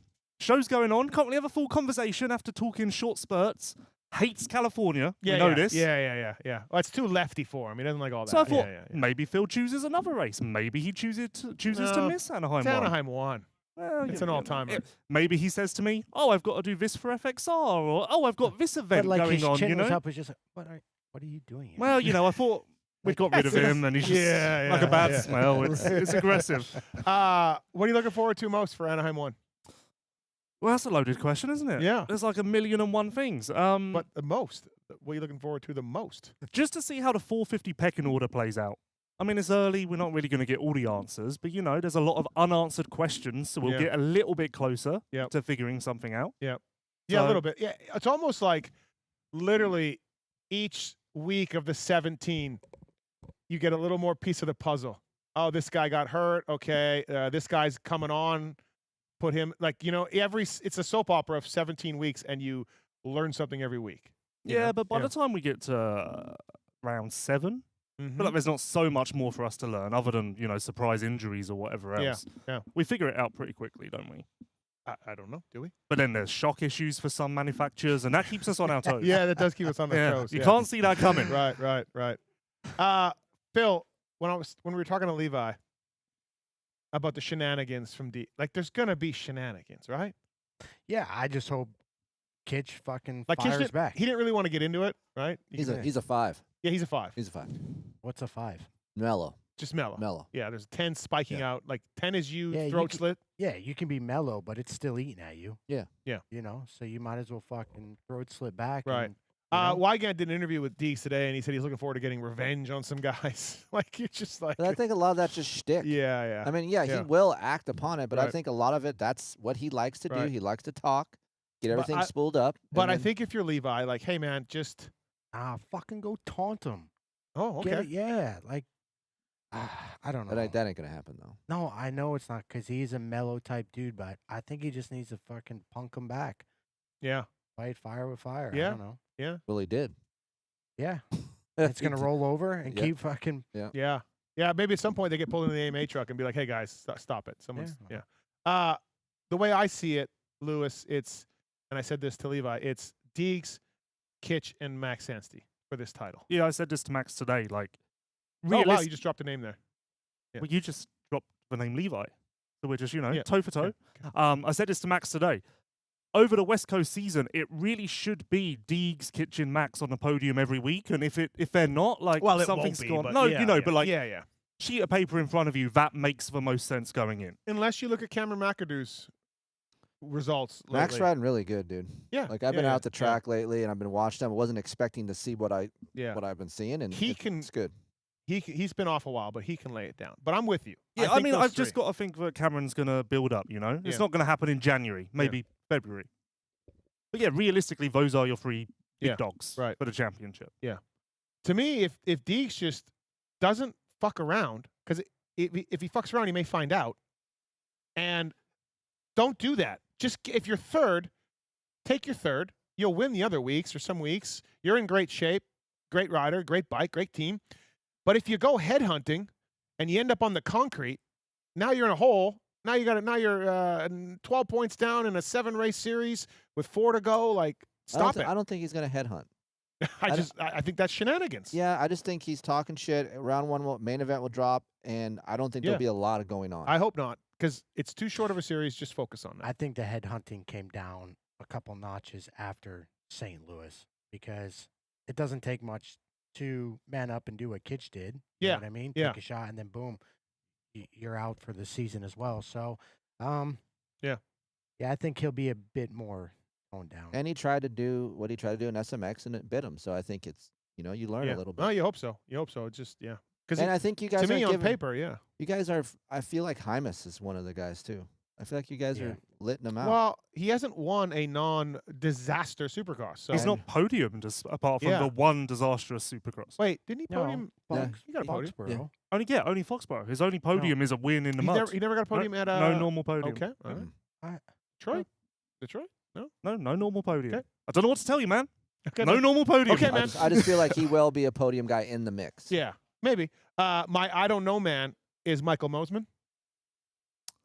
Yep. Yeah, I don't know. Yeah, but that's a basic one. Okay. That's like a no-brainer. Okay. I mean, in my opinion, I don't know.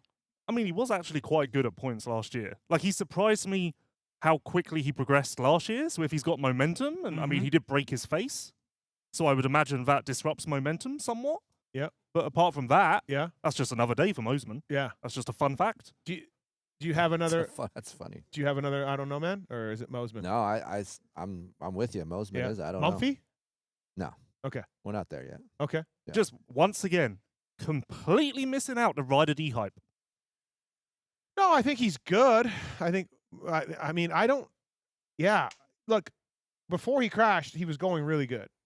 Yeah. Yes. I feel like Rider that's the D same was. as Hymas. We could use him the same thing. Like if Oh, I put Rider D like slightly above Hymas going in. Yeah. Definitely, I feel like Rider D's got low hype around him. Low. Yeah, just because he's been MIA for so long. Yeah. Well, You know? no, he was in Vegas. Deeks took care of him there. Yeah, you Vegas SMX. You know what? I actually forgot how good he was there before he got was really decapitated. good. Yeah, before he got decapitated, he was Oh awesome. yeah, that's right. He Right. did. Yeah. He was great. I forgot about that. How did I forget about that?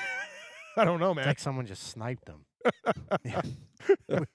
But no, so the 250 class to me is that those three guys going at it, and I mean it'd be cool if Deeks is the favorite, but like it'd be awesome if Anstey could win it. You know, after being that old and being here that long, it'd be cool. Levi obviously kind of rebound. Everyone's got a really cool narrative around them. Yeah, waiting to see what happens, but I really like the narrative around different guys. McAdoo coming in and winning a bunch, and say he doesn't win a title, but gets second in the points or third in the points and races the whole series. that's what he needs. That's awesome. Yeah. Right. Yeah. What's the Deegan narrative?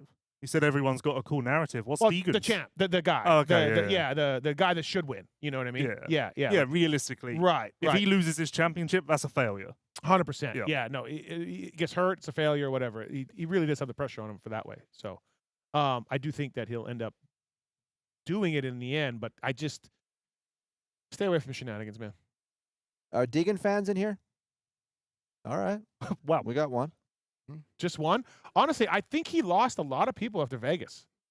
Right? I mean, do you guys agree? Vegas was like people. I felt like the bed bugs did not like that. But also, that was the point where like he kind of had to show up and support the trash talk for the first time, and it kind of didn't work out. So I think at that point you were kind of like, oh, it's all show, Yeah. not a lot of go. Yeah. One thing to think about the 250 class too, and we were talking about this on Monday. Maybe the Blair Matthes show. Lost RJ, lost Faulkner, lost Jordan, no Joe. Somebody else. There's 5 guys missing.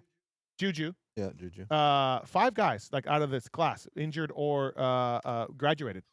So you split the 3 and 3 or 2 and 2, and they go on opposite coasts. Yeah. I mean, but I still think West is a pretty stacked. I think West is deeper. West is right? way deeper than East. We got at the moment. Davies. We got Seth Hammaker coming back from shoulder stuff. We have who do we got on East? Bennick. Bennick and Cochran to me are No, I think Bennick is good. Tampa last year, he was Well, on he's point. About Thrasher. I mean, Thrasher and Bennick have the weirdest vault, and it's great they're racing each other because, it's just fantastic. Yeah. Pierce. Yeah, I mean, is he? Here. Yeah. What does Max say about Pierce? I've heard nothing about Pierce, but Thrasher is flying at the test track. Oh. And been flying since October. Okay. So there's yeah, that. right. No, I disagree. I think the top level of West is higher, Yeah. but I think as far as lower top 10, East is deeper, if you want to say that. I agree with Lewis. I think East is going to be more interesting than West. Well, more interesting doesn't mean better. Like, I faster. think West is like super stacked at the top, but once you get outside of a top 6, it falls off quickly. Mm-hmm. Whereas East is going to continue down into 9th, 10th, 11th a little more. Okay. I mean, you got one factory Husky guy on West, 2 Yeah. on East, you Yeah. know, like once Yep. you start to do the math. Yeah, fair. How's Sexton going to do? Oh, really good. Yeah. Oh, really good. Yeah. No, I mean, he just needs to do what he did last year, minus one mistake. It's really that simple. Hitting the gate. Yeah, but it all kind of like, Yeah. he managed all of that. It was just one mistake that did him. So it's not like he needs a massive transformation. Yeah, but the one mistake threw away, 6 points, 7 points? Yeah. He lost by, or going into Vegas, it was 5 or something. Well, he was going into Salt Lake for one. Going to but, Salt Lake, Yeah. it was 5. So, yes, no, I'm with you. The Dallas thing was, it was bad. No, yeah, But it wasn't like, hey, if he just does that, he wins the title. There's Yeah, a but few I think- other things. I think the narrative that people are clinging to with Chase is, oh my God, he's got so much work to do to get into title contention. yeah, no, of course not. No, but that is out there. Really? I think it's more bike related, not chase related. Yeah, I That's think- what I feel like. The optics just aren't great. But once you actually dive into like the numbers, you're like, oh, it's not that bad. But just the straight optics are maybe messy. What if Chase doesn't win at all and Jorge's right? Honestly, These fucking podcasts are gonna Look- go ape shit if look- that's what happens. Look at Phil. What if Jorge's right? I don't know what What happened. if I have to make a public apology to Jorge? Because I'm going to have to.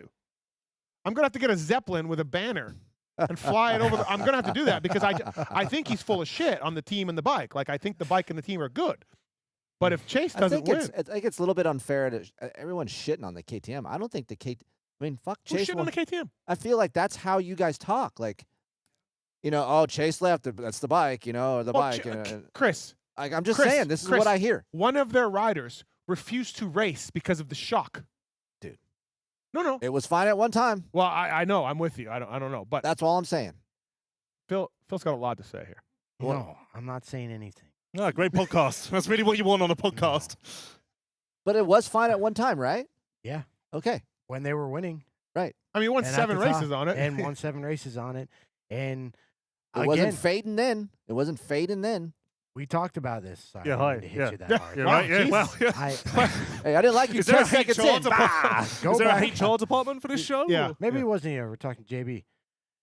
MetLife 2025, Chase Sexton's performance Yeah. on that fucking track Mhm. Yeah. with those whoops and those rhythms, no shock failure, no nothing. Yes. Beat Cooper Webb. I mean, annihilated that fucker by 25 seconds. Made him look like he didn't even know what he was doing out there. Yeah. And then all of a sudden, Something's wrong. What? Yeah, but this Right. is what Chase kept saying to me last year. The problem was you go to the track each day and you have no fucking idea what's coming. Could have the best bike ever, weirdo issues. Like that was the issue. It was like a roulette wheel.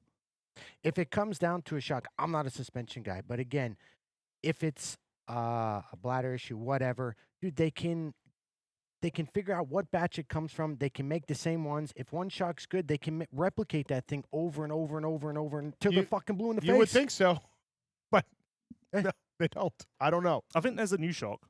Well, Jesus. what I was going to say is like Eli Tomac will find any fault with that bike. The way he rides, wide open, clutch on, clutch in, wide open, and he'll find a fault on that bike, being a monster that he is, you know? Beast mode. I mean, I think Chase rides the bike just as hard as Eli does. Yeah. A little bit, you know, he's Chassis obviously wise, suspension. chassis, Yeah. like I mean, Chase is a little more polished and looks better, but I think they both put the bike through the Yeah. same beating. Yeah. So I'd be curious to see if Eli has. Well, those I'm sure we'll get same- it out of Eli. Yeah, We'll just get him staring at you deep into your soul. Right? Yeah, I'm really excited to get back into that. I've missed that over the off season. I can't wait. It's going to be really interesting. All of that great insight we get from Eli. Yeah. Could yeah. write a book on it. Yeah, it's going to be great. Honestly, it's endless. My favorite Tomac story though was when he came back at Budds Creek and you said, "So you're just not, Oh you didn't come back to get 8th, like you're ready to go, you know, like no! Oh. I said to him on press day. I said, like, how are you feeling? How are you doing? Blah blah blah. And I said, so what if you get 7th? Like, are you cool with that? Like, step 1? And he like stared at me. Like that was the biggest insult ever, and then got 7th the next day. So maybe, just maybe, all of this, the media doesn't have a fucking clue. Yeah. Maybe we need to shift Right. the narrative. I Right. don't know. Basically, he was like, "You're an idiot Yep. for saying." And I then the would- next day, what did we do? Hang on, I should have put money on he it. did follow me for 28 minutes at Butch Yeah, Creek you did that me day. a solid. Yeah, Yeah. you're Me and welcome. Phil. yeah, You're, yeah, that's right. He did- yeah, he yeah. got you at the end, but yeah, yeah. 28 minutes. I'm like, are you gonna pass me anytime soon, dude? Damn. 15,000 RPM. And I'm like, dude, what Yeah. the What fuck? are you Tucking in doing? like, Yeah, it's like, coming. he's coming. Nope. My favorite Eli story is when you went in the motorhome. That's my favorite. I've been in there a few times. No, it but wasn't that more- story yeah, that you told me, that's yeah. hilarious. Wait, Yeah. I don't think I've heard this story. And if I haven't, well, they haven't. His mom, Kathy, is just a saint. She's just the nicest woman ever. She works for the AMA and stuff at times. John's cool too. Yeah. And but I'm walking at a national and Kathy leans up the door. Steve, come here. And this is the motorhome. In the motorhome. Yeah. And I'm like, okay, like whatever. I'm getting invited. Very I'll come in, yeah, enthusiastically. yeah. I'll come in. I walk in and John Eli was just like they're just staring at me like, what is this fuck doing? Kathy wanted to show me photos of basset hounds from their park that they went to. I can just picture the silence in the motorhome when you're Yeah. in there. Yeah, and Kathy's like, hey, I went to the park and like, you know, and I'm into it. Hey, show me a basset hound. I love it. I'll talk to you about basset hounds all day long. So we got into it with basset hounds, but Eli was stretched out on the couch and John was sitting there and just like As soon as that door's shut, Don't you ever fucking invite that guy back here again. I mean, it was, I don't think they were super stoked. Yeah, definitely not. Did you try to speak to Eli or John in the motorhome at any point? No, like, any no, attempt no. at It was small talk? no, or Bass like, announced. no, He didn't okay. even look John- over there. John- He's just like, John and I are good. Just frigid over there, I dude. talked to John at Nations. Saw him at Nations. Talked to him at Nations. John's awesome. He's a legend, dude. That dude's gnarly. And Eli is actually nice, dude. He is. Yeah, he's a bit. He's just quiet. He's quiet. He's quiet. It's quiet. he's gotten a lot better. Yes. He's a lot better now. But He's got He- he's 20 kids now. He's probably tired. It's probably a good point. Yeah. All right, let's bring Mitch Payton in, shall we? Yeah. Lewis, can you duck out for a little bit if you don't mind? And let's bring Mitch Payton in here somewhere. I don't know. Camilla's with? gonna what? Oh, I didn't know he Mitch, was right let's there. give it up. Yeah, the legend that is Mitch Payton is going to join us here. The House of Horsepower. Did anybody? Did Is I that come up with that Is that name? a T-shirt? I don't know. Why am I hearing that? House of Horror. I never saw that. Levi didn't take your shirt. He said, "Fuck it." Levi didn't take the shirt. He's out, dude. Oh, There you go. There we go. here's Ask him that question. Maybe he has that on his shirt. I feel like at one point I was yelling about Yellow Magic and Mhm. Suzuki, Mhm. and it was turns out it was a mid '90s, early '90s advertising slogan for Suzuki. for Suzuki, but Okay. somehow it was in my head. Hmm. I thought I made It's it like a up. beautiful mind. Like I- you can't control it. I wasn't claiming I made it up, but I'm like, wait, I think I made that up. Maybe I made that up, but I didn't. The House of So Horsepower. Mitch, welcome. Thanks for having us. Thank What's- you. You can tighten that thing on the side there. A little. No, like the outside ring. Phil, help him out. Outside ring. The outside part. Yeah, see? And then put that up and then tighten it. And it still goes down. Every time Oh, I- there we go. That's fine. Oh, fuck. It still goes down. I'll trade. Hold on. No, it's No. fine. Got it? Okay, swing it around to the other side. And then put the headset on. There we go. This is great radio. Let me actually I could have Mitch has only been operating a headset for 30 years. I could have turned the mic off the whole time while he was doing that, by the way, Yeah, but I that's- just left it. That's your amateur move right there. right, yeah. right, exactly. No, I'm saying put it on the right side. Turn it. This? Yeah, because that's how it was set up. There we go. And then there we go. And then okay. We're good. We're good? There so we go. thanks for having us. Move Yep, Mitch, no problem. thank you. Yep. This is all the money here is going to the 501c we have. PulpMX gives back to help injured riders. Appreciate that. So thanks everybody. Thank you for Mitch Payton for having us. House of Horsepower. Is that? Is that Did real? you used to call yourself that? Did someone use that term? Nah, I think we had a few different slogans through the year. I don't know. I feel like House of Horsepower just came into my head and like, did you used to make a T-shirt of that? We had T-shirts of everything. Okay, all right. We all used to just come up with stuff and make them. right. Okay. I got some stuff to run by you. Oh, fuck. Yeah, stand by for this. No, Can't no, wait. no, Yeah. no. First, I got two things. First of all, you gave me a system for my Yamaha, Mhm. complete tie system. True or false? I have the only red Yamaha end cap in the world. Well, probably. Most guys would want a blue one. Of course, he had to have a red one. Yeah. And I said, Well, "Is my it bec- bike's red." Is it because you have a red plate? Good idea. My Yeah, bike's that's true. red and white. So, okay, all right. That thing works really good. Thank you for that. Schneike said he developed it all and he needs a raise. He does. Oh, okay. Yep. All right. That thing's really good. That's all he talks about when he gets to the track is that's what he tells everybody. I have the only red carbon tip Yep. ever. I was telling everybody that. And it was his idea to come up with all the different end caps where you Yeah. could buy them. Well, he Yeah. was just saying I have a red tip, and I said you probably should put carbon in there between red. Yeah, and tip. yeah. So. Now, is that system I got? Is that a rack system? Is that something for like only elite riders like me? No, that's our new system that we have. That thing's really good. Yep. It is really good. You don't normally when you put an exhaust on, you get the amplifies the stock bike one way and takes away from the other end of it, or vice versa. You're moving the power around, right? As you guys see fit. This thing is good everywhere, and I'm not trying to make this like a commercial here, but horse and a half. You guys make the call. It's a really good system. So And thank you. And if you do it right, like if we spend a lot of time on it, you can usually, not always, but if you find the weakness, you can improve that. And if you're lucky or whatever, I don't know. But if we work on it, we can usually get it to help the whole power band. So like, Yeah. if we're lucky, that's what we try to do. Yeah. So like, Oh. that's our goal. Yeah. Listen, it's gonna go for Loretta's. So There you go. you know, Phil, do you need a pro circuit support for Loretta's? I was just about to He ask would Mitch love one. if I could finally be a part of the pro circuit family. Well, you After can now fucking because you won your how many- Canadian championship. Thank you very much. Oh, he's on the team. Finally. He's on the Oh, team. thank He's on a pro circuit. Verbal is binding, everybody. Verbal is binding. Yes. I mean, Yes. did you see the muffler he had to run in Canada? Dude, what in the I guess fuck? it I worked don't okay. even know what he ran in I guess it Canada. worked Neither okay. do I. Phil, it did work okay. It did work okay. But Yes. it was It was, and then Uh, yeah, It was atrocious looking. A it little was rough. a pipe. A little rough on You your know. ego. yeah, Yeah. but okay, so maybe Phil, yeah. Mitch, I think it was a reverse megaphone from 1998 from XR's Only. That's what I think it was. Al Baker tuned it. And then he doesn't need an airbox anymore. He's on a Blue Crew, so he doesn't need the I airbox. got, Yeah, there you I go. got, I got a lot of power. I'm okay now. Yeah, he was supposed to like he had to. He was Yep. going to call me about Yeah. he needed something, and I'm like, I never called. Like, I called the wrong fucking person. who'd you call? Someone at Cowie. Why don't you just call the source? Why can't we just And call someone down at here? Cowie told you couldn't have it. Yes. Right. Oh, Yeah. But Yes. why wouldn't you call him? Because I don't know. I never rode for Mitch. Never did. You know what I mean? Never Yeah, really but had a. I'm not you- gonna be like, hey Mitch, I need a fucking airbox. Probably should have done that. Yeah.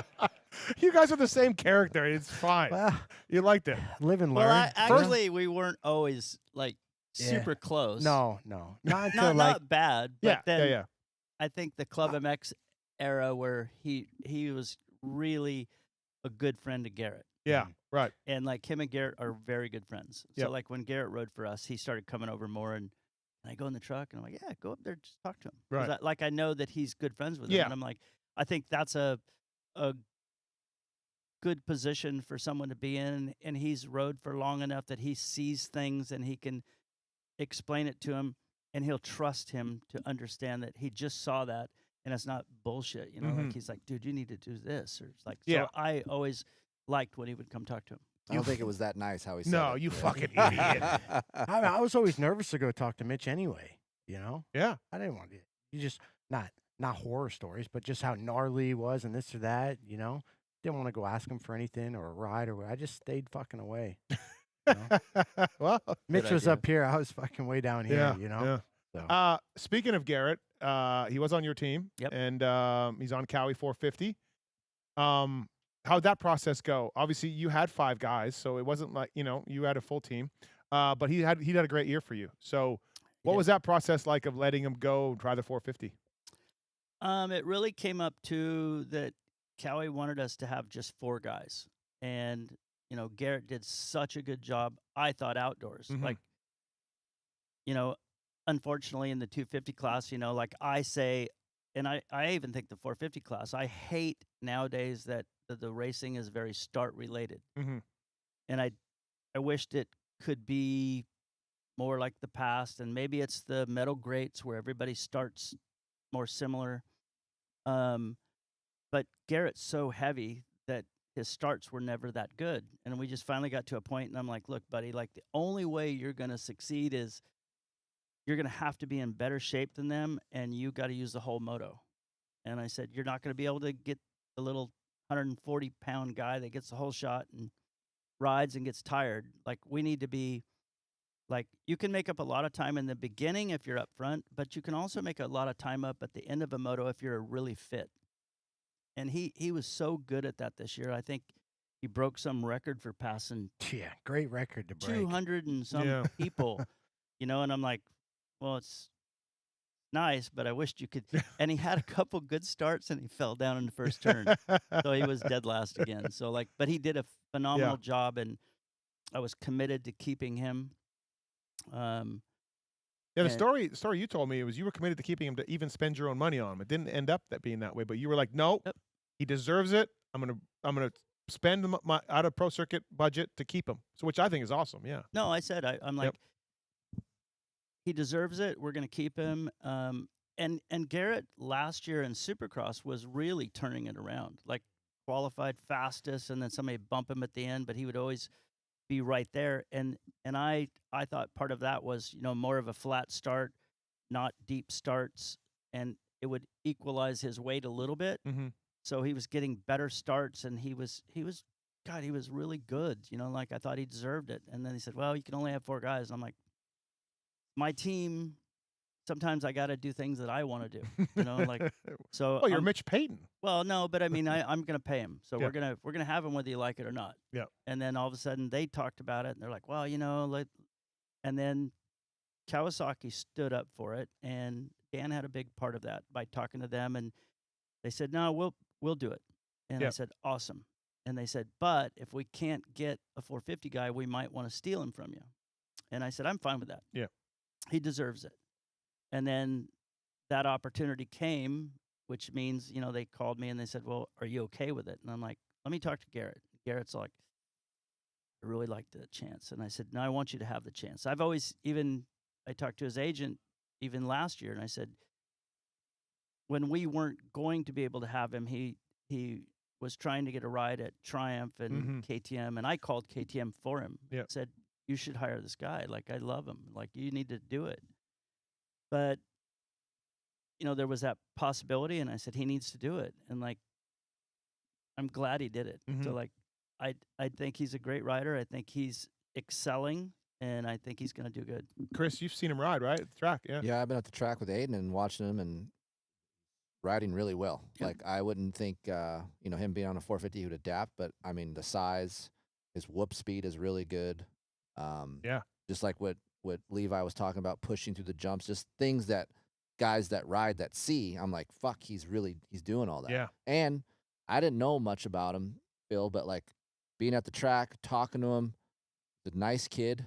Yeah. He takes the time and helps Aiden. He's not a stuck up dickhead like typical pro that you normally would see. He's very nice and approachable, and he'll sit there and talk your ear off. And yeah, he's a good kid. Yeah. So, yeah, it's kind of interesting to see. Phil, what do you think is his top end? 450 Supercross. Like, can you get a top 5? I think Garrett could get a 3rd. Really? Yeah. Yeah. I think Okay. later on in the season, you know, some Yeah, things yeah. work out. I think G can, 3 to 5 guy for Right. sure. No, it's awesome. No, it's a really cool story. I mean, he's already a proven 450 guy. Yeah. You know? I mean, outdoors, he's yeah, gotten, yeah. And even in SMX and stuff. And I know he likes his 450 and stuff. So I think it's a high possibility that he can pull that off. So, Yeah. But it's, again, I know Mitch says he's a bigger guy in a 250 with starts. I'm still a little bit skeptical on his starting, even on a 450. I think it's going to sound He bad. needs to work on it. He needs to work on it, Yeah. but he's always worked on it, and he's always trying to improve it, but it's always the same end result on a Saturday night. It's kind of a bad start, but it's like he's slow and can't figure out the proper way to do it. I don't know why that is, Right. but he just can't figure it out. But for me, that's always, it's unacceptable because that's the only variable that's the same every week and even during the weeks. So if he can roll around the top 10, I think he'll be okay. He should be a 5 to 10 guy every single weekend. Right. And I think being with Brock now and watching. Yeah, Brock's done a ton Brock's for him. very analytical and Brock's watching been him. awesome. for Yeah, him. and I think those two together, I think, is going to help him out Yeah. too. You know. All right, we're days away from Levi Kitchen and Cameron McAdoo lining up here. Kitchen's, you know, one of the title guys. He should be winning races, right, and be right in the hunt for this title. But the Deegan guy, and there's maybe some shenanigans. Do you think we're going to see shenanigans? I don't know. I mean, I'm hoping, you know, like I don't really care what he does. Yeah. Like he's gonna be him.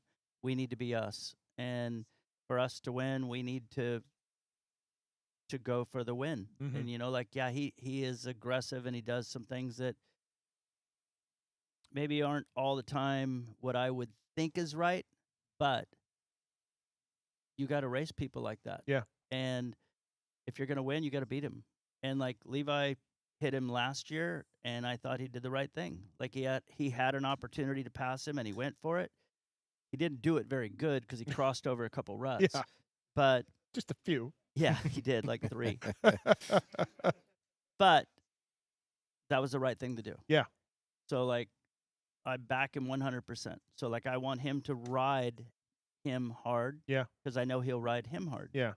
So like we have to be if you want to beat him, you got to play his game too a little bit. Fight fire with fire. I think you got to just stay out of all No, that but it's stuff. like going to the playground, getting punched in the Jesus face all the Christ. time. And if Okay. you never Just- fucking fight back, then Well, I mean, you fight back on the track, but all the social stuff and don't put them in a dress, social. Don't do any of that. I mean, that's Fight 'em on the That's track. kind of funny. but we're also super old. we are. So, we are. like, Yeah. Well, Mitch is old too, though. I don't believe in all the social bullshit. Yeah. No, me neither. I don't either. I Yeah, think I think you know, stupid. like we've all seen people, and like there was Bob Hannon, like Ricky was pretty aggressive, Yeah. you know. Yeah. But he was silent off the track. Yeah. So I have more respect for guys like that. Yeah. I don't think you should talk too much bullshit. I think let your results speak for you. Yeah. And I behind think, the scenes, be like, I'm gonna kill those fuckers this weekend. and you know what? Truthfully, Yeah. I took my kids to a driving school at Thermal, Mhm. and I spoke to people there, and they asked me about him, and they were like, "Dude," I'm like, "What?" They're like, "Not a fan." Like, Yeah. Yeah. So as many fans as he gains, he loses some by being the person that he is. Yeah. and that's just it's fine. Like we need Yeah, that's we need life. both, right? Yeah. Yeah. So like the sport to We need grow. the J laws. We need their RVs. Yeah, it's Shit. fine. It's fine. Like it is fine. And he's going to ride 450s this year, and like he's going to be successful. Yeah, he's a great rider. He is. He's a Yeah. great rider. He's fit. He's everything you would like to have, just a little quieter.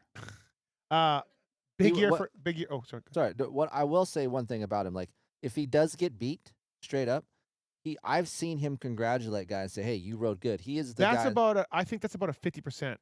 Really? Yeah, I don't think it's every time, Okay. but sometimes yes. Sometimes Like I would absolutely. expect Yeah. a guy like that to not do that, but Yeah. I've seen him do Yeah. that, and I'm like, oh, Yeah. there's something No, there. he. I think he said when Joe kicked my ass today or something. He gave him props at a race. Yeah. So big year for Cameron McAdoo. Contract year, I believe. 3-digit guy. Got to build himself up, but he can win races, man, and he can go fast. Do you see any? And we had Nick Way on the show Monday night, who said really like, there's no easing into this for Cameron McAdoo. He's ready. He's 100%, and we're going. Like we're going to be the old Cameron McAdoo that wins races. Do you see that? Yeah, I mean, like I look at Cameron as a guy that's like I think every year won races. He's had the red plate a couple times, and I'm Mhm. like, he can do it. He just, like in those moments where excitement hits, he needs to pull back the red mist, Mm-hmm. and just, I think I heard somebody say it. Like if you got to take a third, Yeah. if that's all you got that night, take it. Yeah. And don't stretch it to try to get second, or you see that guy in the lead and you're just like, I'm gonna do it right here in Yeah. the whoops. Yeah. Like, and then all of a sudden just you lose it. He's like a bull with the cape, and Yep. you're like, dude, Yep. calm down. No, yeah. he'll be Yeah. good. No. I have Looking forward to. confidence. And will Seth be 100% by the time East hits? Yep. Yeah. So shoulder obviously, but he'll be ready to go. Yeah. He needed to get that done really during outdoors, Mhm. and he wanted to limp it through. He wanted to do all the Supercross and all the outdoor, and then the SMX. And I think the SMX was the ability to make a lot of money. Yeah.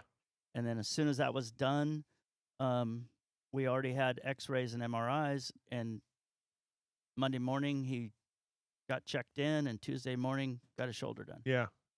So he's done everything he can do to be ready, and he's riding again. We'll take the time.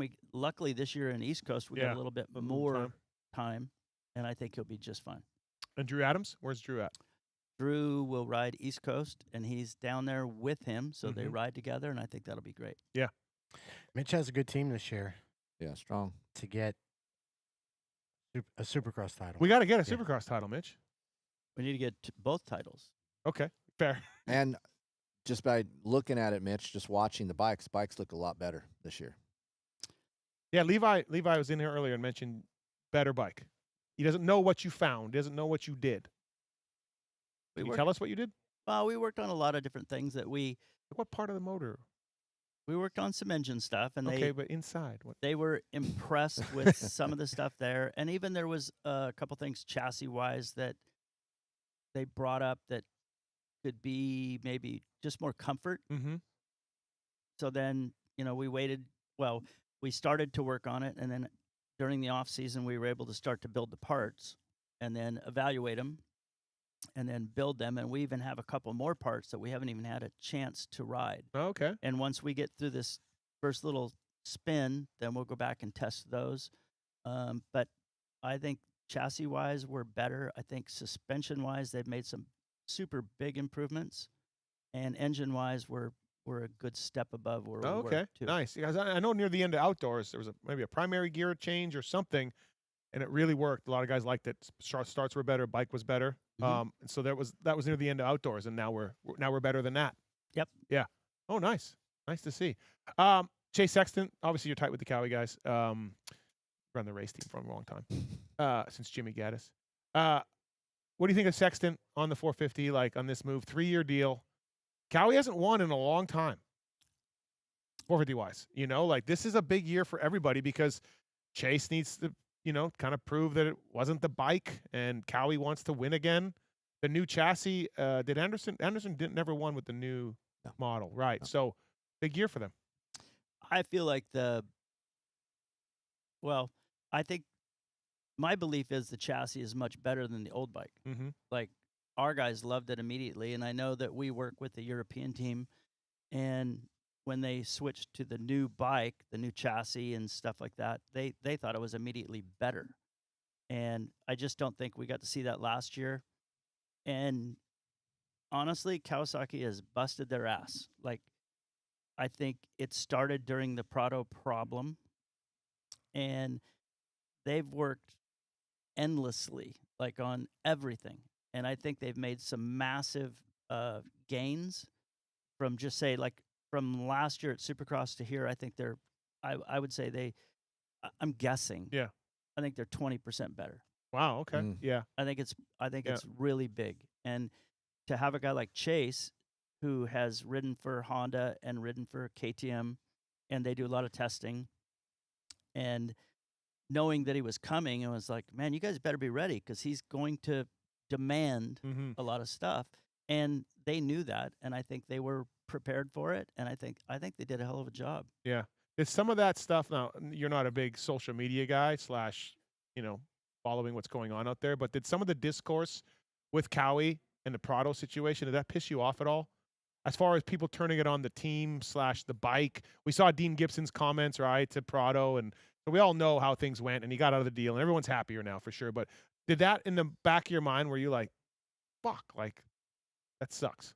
I Because think those guys. Yep. Yeah. I think, and he might not like me for saying this, but I think a lot of that was Prado. Yeah.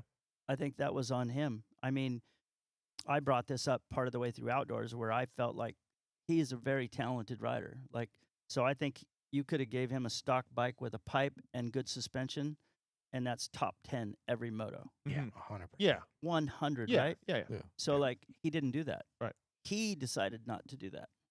Yep. And he was going to surrender the rest of the season and prove the bike's a pile of crap, and he wouldn't hang it out, or he wasn't in shape, or his shoulder was bothering. Don't know. That's me. I got 3 excuses why he couldn't, but it wasn't the motorcycle that got him to the first turn first, and then in 8 laps put him in 8th. Mm-hmm. And then at the end of the moto, he was 20th. Okay. So did the bike get slow, or did he get tired, or did he just say, I'm not hanging it out? Yeah. And I'm going to ride it out, and I'm leaving here. And I think that happened. Yeah. Yeah. It's just unfortunate that.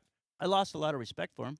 Yeah, I think a Like lot of that. people did. Yeah, I think a lot of people did, and because we just need you to take some of the blame for what's going on here, I've just some of it. I've said this before, and like when Ricky rode for me, there was in the 125 era, I think there was times where our bike wasn't as good overall as the Yamaha, Mm-hmm. and Ricky made up for that. Yeah. Never complained about it. Yeah, he complained a little bit, but But when it came down to it, he did the work. He but did- when we went Saturday, he was all in, Yeah. right? And then I think back, and I even called him this year. I called Jeremy, and I said, man, you know what? I got to give you props. I said, that year at Suzuki wasn't perfect. no. There was a lot of, he came in there really late, and the bike wasn't great. And Roger worked on it. We worked on it, and we got it really good, but it was really late. Mm-hmm. But not one time did Jeremy ever give up. He didn't throw the team under the bus. Yeah. And like it was a constant work process. And come Saturday night, he was all in. And then I had to think back at that, and I'm like, man, I kind of respect that even more now. Yeah. So I even called him and I told him that. And he's like, really? Fucking 20 years. There ago he He's right like, here. he's like, man. 28 years later, you're calling me? You were pretty fucking cool back in the I'm day. like, wow, I just had to tell you this, but thanks for not giving up. Right. No, I just I know those guys at Cowie, and I was a mechanic, so I do tend to side with teams because the teams just want the best for these guys because it makes them look good. Nobody on the team is like, ha ha ha ha, let's fuck the rider over, you know? Right.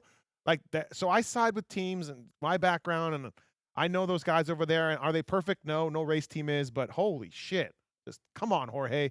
Let's these guys are paying you a lot of money. Let's just admit something is wrong with you also. That's all. Our only happiness, truthfully, is those guys winning. Yeah. You know, like Yeah. so but if you weren't around like a shop or a race team and realize that those guys get up in the morning and they ride, and by 2 o'clock or 3 o'clock they're done, and they made a plan to go to the gym and go to dinner, and then everybody else is busting their ass. Yeah. And all you're doing is working for them, and you're trying to fix anything that they say to make better. Yeah. And it's like you're all in on it. Yeah.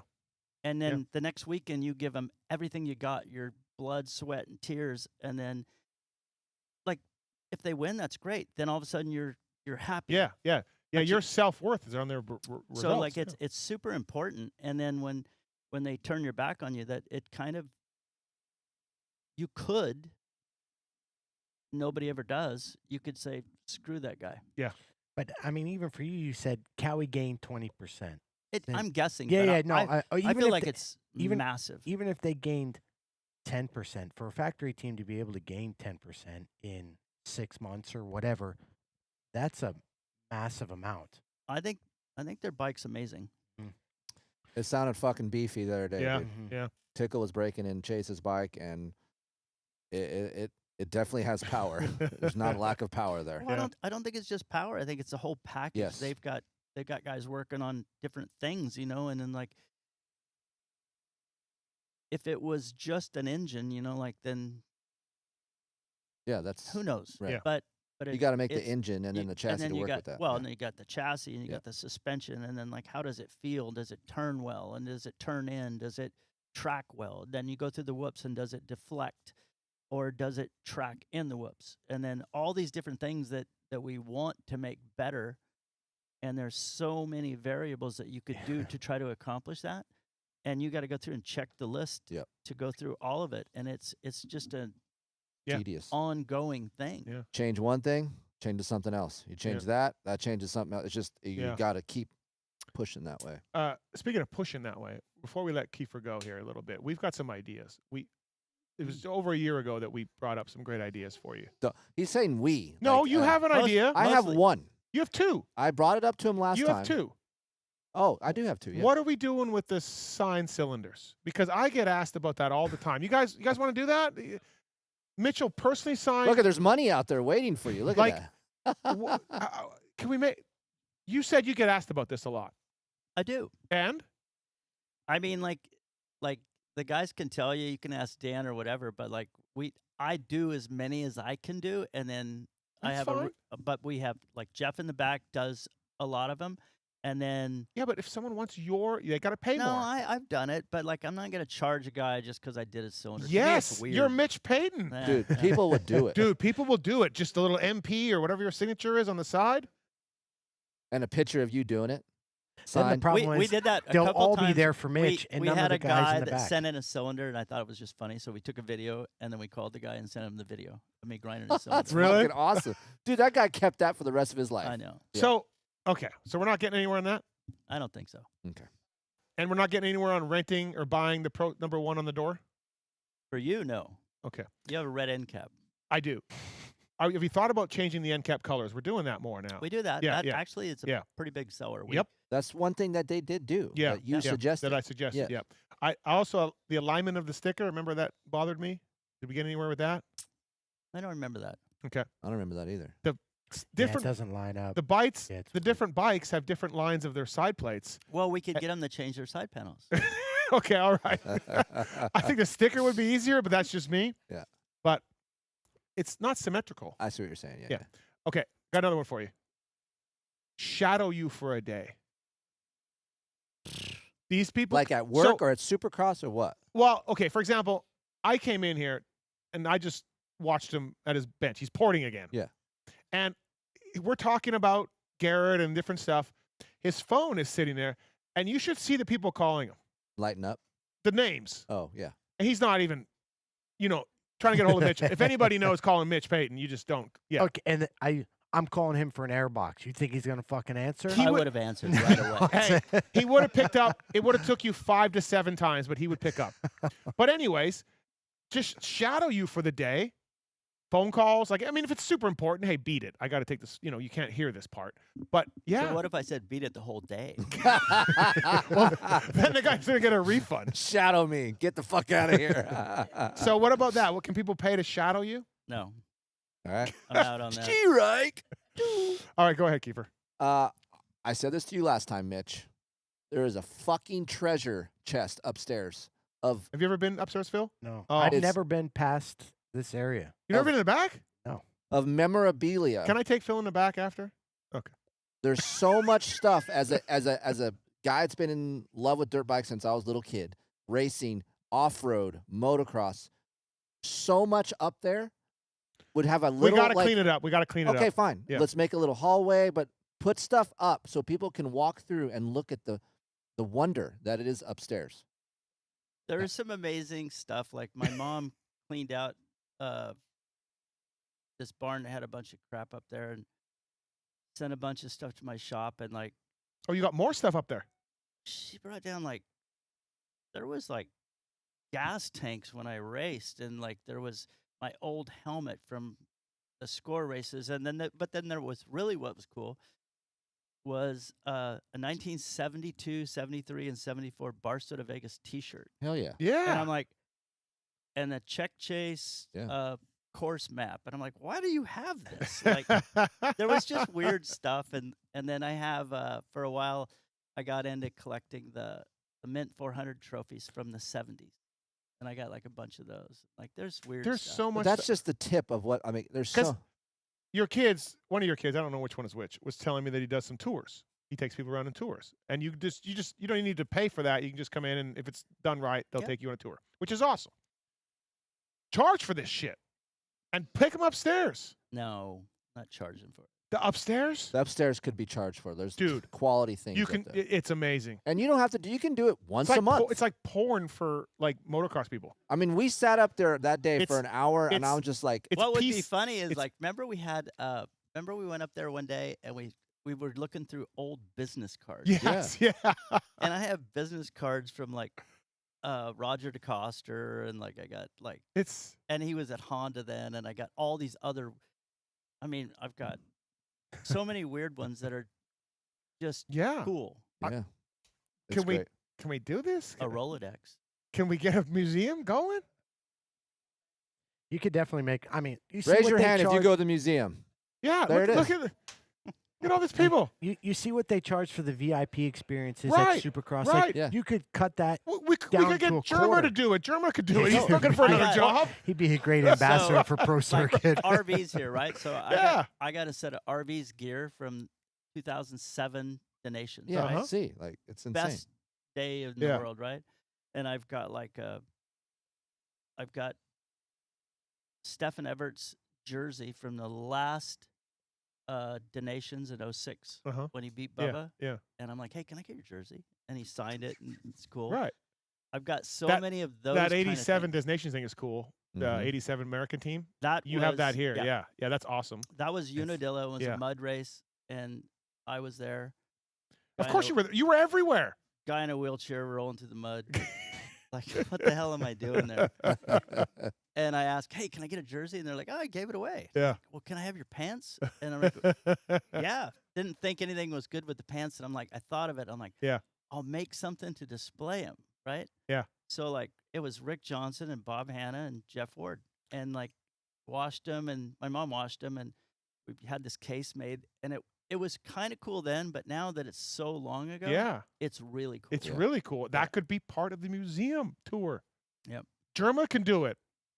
He's No, doing VIP you tours. get old pro circuit riders on certain months. Well, that was, remember my plan to pick, they were going to call. They were going to work the call center. Have a guy work the phone. Yeah. And so Jimmy Gaddis, hey, what's up? Hey, McGrath, caretaker, RV. yeah. And then like they do it once a month. And then what happens is if you call Pro Circuit and you get one of their riders, you get $10 off or something. $10? I'd want $50 off. Well, whatever. I'm just saying. Phil, I wanted to stock the room. Once a week, an old rider will pick up the phone. That might take- be bad for business, actually. take if your you order. Actually think about it. Can you imagine RV taking your a order? couple of them probably wouldn't speak high of me. They'd be like, that guy was a dick. Like, Now I'm stuck here working. Yeah. All right, give me your last idea before we I let you out of forgot here. what it was. The wheelchair. Oh, Mitch Payton custom painted wheelchairs. Okay, Right. you and Troy are tight. You design a wheelchair because God knows you're a brainiac. You can design what you fucking like about the chair, what you want. You build your chair. Make it aerodynamic. you know what, though? Like, it's funny because, like, Mike Young and all these guys, a lot of these guys that are hurt, they have, like, super gnarly, like, titanium wheelchairs and stuff like that. And I'm like, I have, like, a pretty basic chair that I've always Yeah. had. Yeah. And then I'll buy the same one again. I'll buy the same one again, the same one. And I got spares and I got all this stuff, right? And they're like, you just got to get in this better thing. And I'm like, I don't want another one. Like, and they're like, yeah, but it's lighter. And it's like, this, it's that. And I'm like, I'll just stay with what I got, like, and they're like always trying to give me another wheelchair. Oh, so Nah, maybe that's not a good idea then. We're I'm striking good. out. Yeah. I'm good. Okay. He's like me with mountain bike gear. Like I don't give a shit about Yeah. my mountain. Yeah. but You I look care like about you look like an RV. idiot. All right. Let's get RV back in here. Kris Keefer's going to leave. Lewis Phillips is going to come in. Keefer, you got some shirts though. You're going to give away, you and Heather, right? What do you want to do? Okay. All right. Okay. That's Kris Keefer. Phil, we'll check you out as well. Bring in RV. Thank you, Phil. Give Phil Thank you. Nicoletti a hand, everybody. Appreciate it. Thanks, Phillip. You're hanging in there with Mitch Payton and Ryan Villopoto is coming up here. Lewis Phillips as well. Going to come up here with Mitch Payton.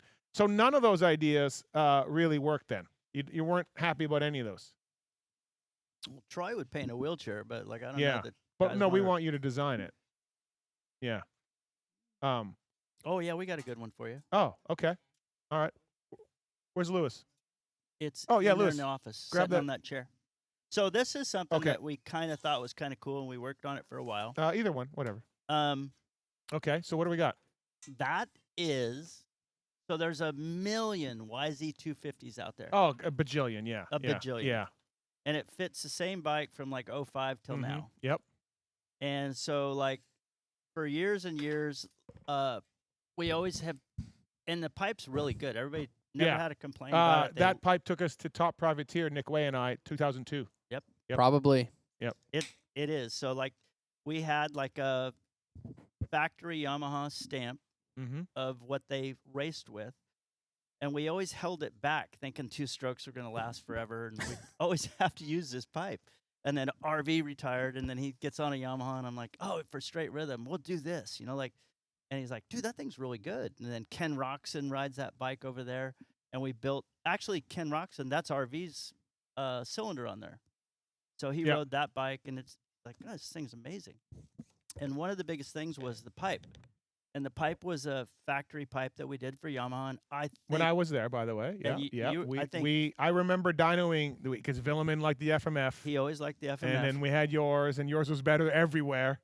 And we're like, hey, DV, Come on. here's the graph.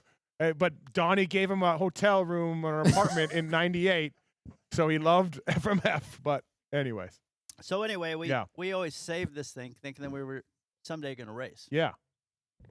And we said, we should just sell that thing. And then Yeah. finally we decided we're going to sell it. And then you can look at the curve, but there's a stock bike and there's the rack pipe.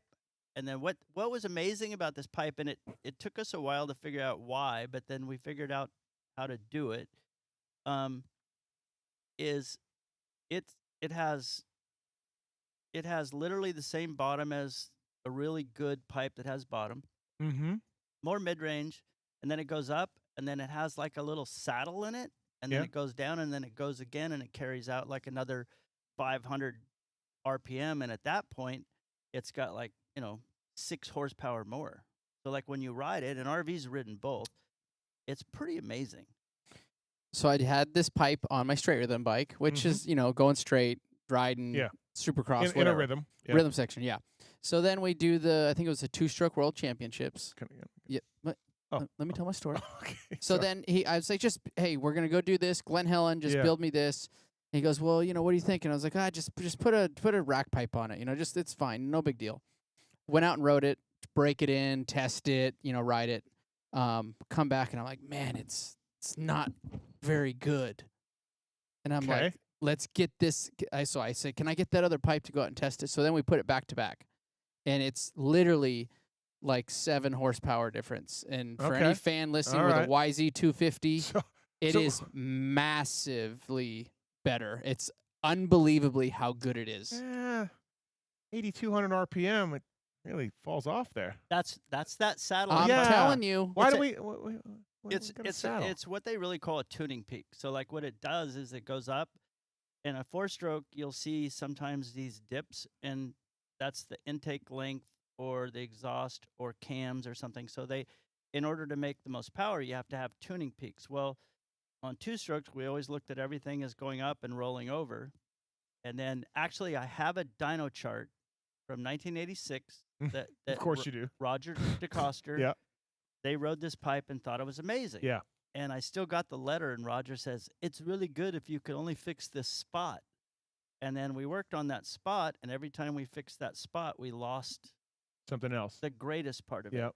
And the best thing about it is you don't have to be as critical on your shifts. And for like Supercross, when these guys would ride, They wouldn't and- even notice it. well, no, in Yeah. the whoops, no, you won't. Rev. Yeah. You just It go. would just right. In the whoops, it wouldn't nose over, and then the front comes down, right? Mhm. So it's just real free. So the over rev is real soft and free. So it makes the gear feel really long. I'm telling you, Okay, it's so a world. It Oh, is. we're selling pipes tonight. We're selling this It's one. a good idea. So we've never. Anybody that wants never one that's sold it. watching on YouTube, I'm telling you, this thing will change your Okay, YZ250. hold on a second though. I thought you always sold these. We sold the rack pipe. Not this No, one. but I thought you. Okay, I thought you turned the the rack YZ pipe. 125, we did a YZ, big we did his adjustment pipe. to the 125 Oh, okay. pipe. So I thought you turned the pipe that we had at Yamaha into your rack pipe. No, we have developed another. Yeah, okay. All right. We always intentionally always saved. Is this more money than the rack pipe? Yep. You have to tell somebody like, hey, 'cause I we had want to, we had Tell to them you re- want the RV pipe. retool it. the RV pipe. Yeah. How about the ferry pipe? It's the RV pipe. Ferry Nah. developed it. Nah. I wouldn't want a ferry pipe on my bike. Wow. No, we've had a lot Joking. of social media with that. Okay, so the champ Stamp. stamp. Yeah. Or I- RV pipe. I think Okay. so. RV 125 or RV 250? Yeah. McGrath rode this thing. Chad rode this Chad pipe. rode Yeah, it. yeah. Hughes rode it. Like you rode it. Like Yeah. it was something did ride it. we only saved it for you guys. Yeah. Because it was a big difference. But Yeah. now it's 20 years later, and we're going to We still sell it to saved the it. public.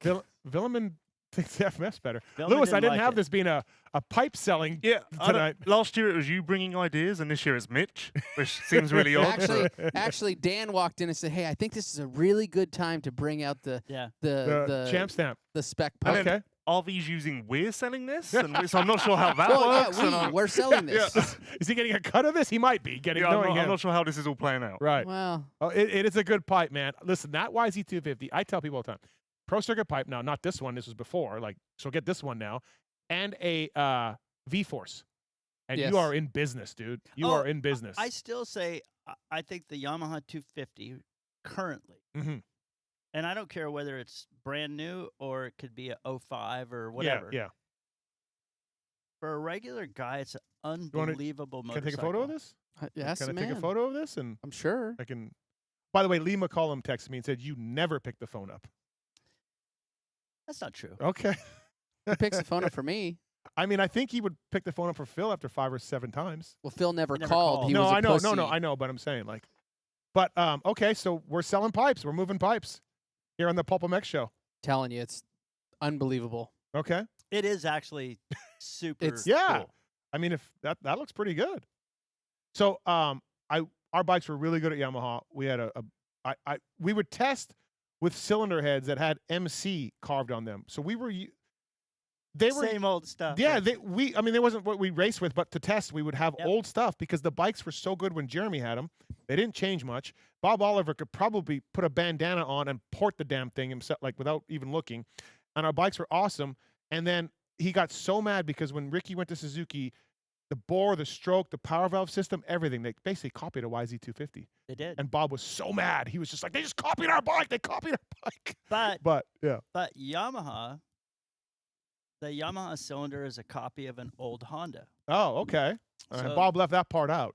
So when you when you look at, like, I think it is a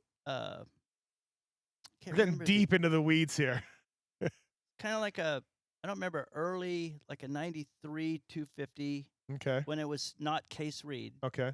but that cylinder layout Yeah. with the oval exhaust and 2 subs, and the transfer layout, when you lay it down and you flip it over and then you lay down a Yamaha, and you can lay down a Yamaha, Suzuki, and a Cowie 250, they literally are identical, and the only thing different is the power valve mechanism to get around the patent. Yeah. That's it, huh? all.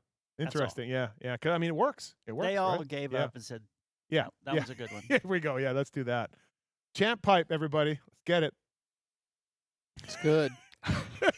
Just telling you. All right, back to questions. Okay. All right, Lewis. Questions for Mitch Payton? Are we in the present day now, or are we? We can be any day. Okay, I don't know if I missed this, but McAdoo West, I think everyone thought it was going to be Drew. So was that a late switch, or is there a reason for this? Or I was wondering that at least. I was. Yeah. Drew had crashed at the practice track and hurt his shoulder a little bit, Okay. and we thought, if the additional time would be better for him. Cameron, because of his injury, had a lot of time to prepare, and we thought that was the best idea. So without that crash, Drew's doing West. I don't know about that either. Okay. I don't know, man. He's a rookie. You don't know. Yeah. I don't know if he's a rookie. He's Yeah, right. For is he a Supercross? rookie? Yeah. Second year. Yeah, second year. For Supercross, though, right? No. Supercross rookie, 2 years Ish, is yeah, still, Yeah. I mean, I don't know. It seems like I see a lot of these guys. They're not.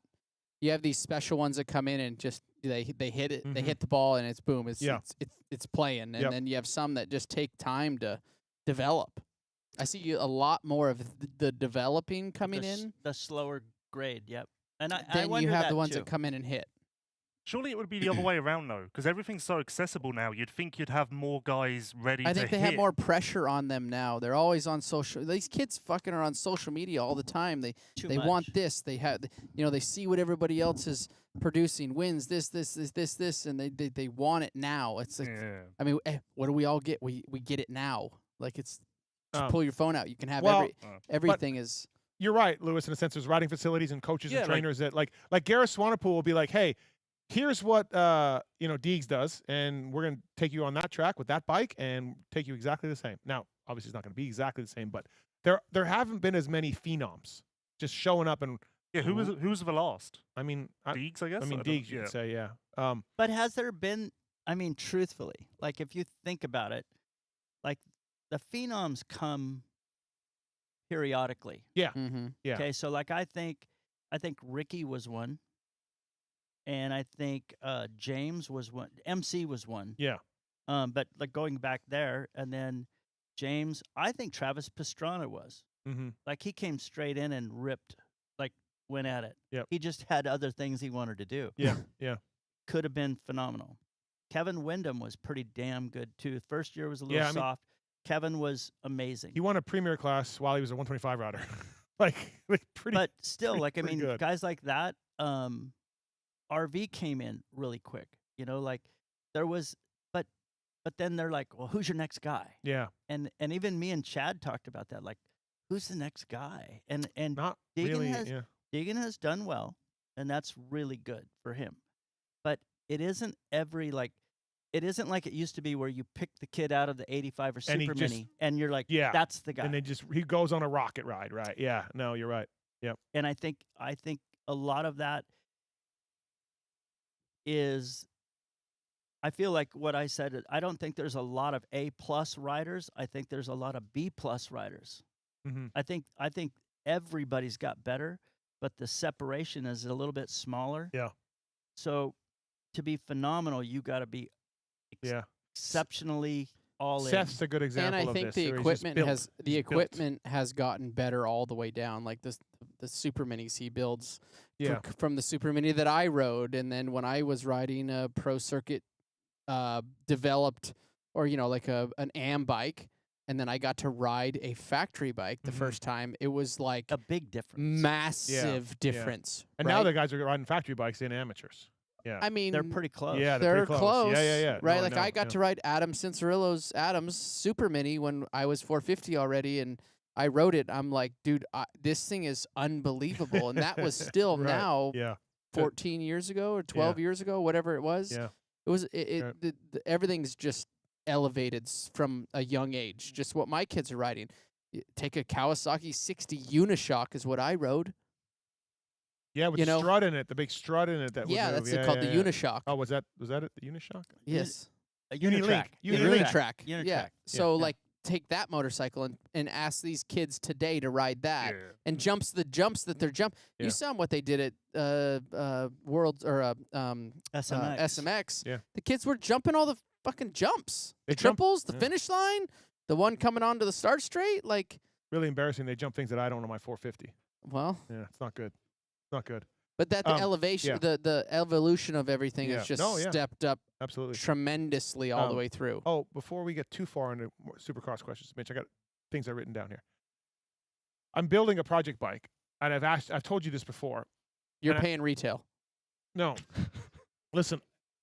No, I asked for a pipe for an 80s. For a 1980 something. No, listen, an 86 YZ125, and you're like, when we get enough, we'll make them, which is what your standard answer is, and I get it. You got to, if you get 10 orders, you fire up the I stamp. think it's 100. First, you got to find 10. the stamp. Dan, is it 100? I thought it was 10. How many stamps do we need? 100? 25. Okay. Okay. It's not gonna happen. I can't find a pipe for this fucking thing. Okay, I got nothing. I walk in the back there. You found one. Pingrease got a cone pipe, a homemade pipe for that model. Did Hoppo build that one? No. It's What? a stock pipe with some seams welded around it. Is it really? Yeah.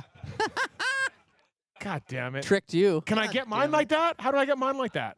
Just strip it down and send it down, and we'll weld some seams around it. And I'm doing that then. So you didn't really build him a pipe.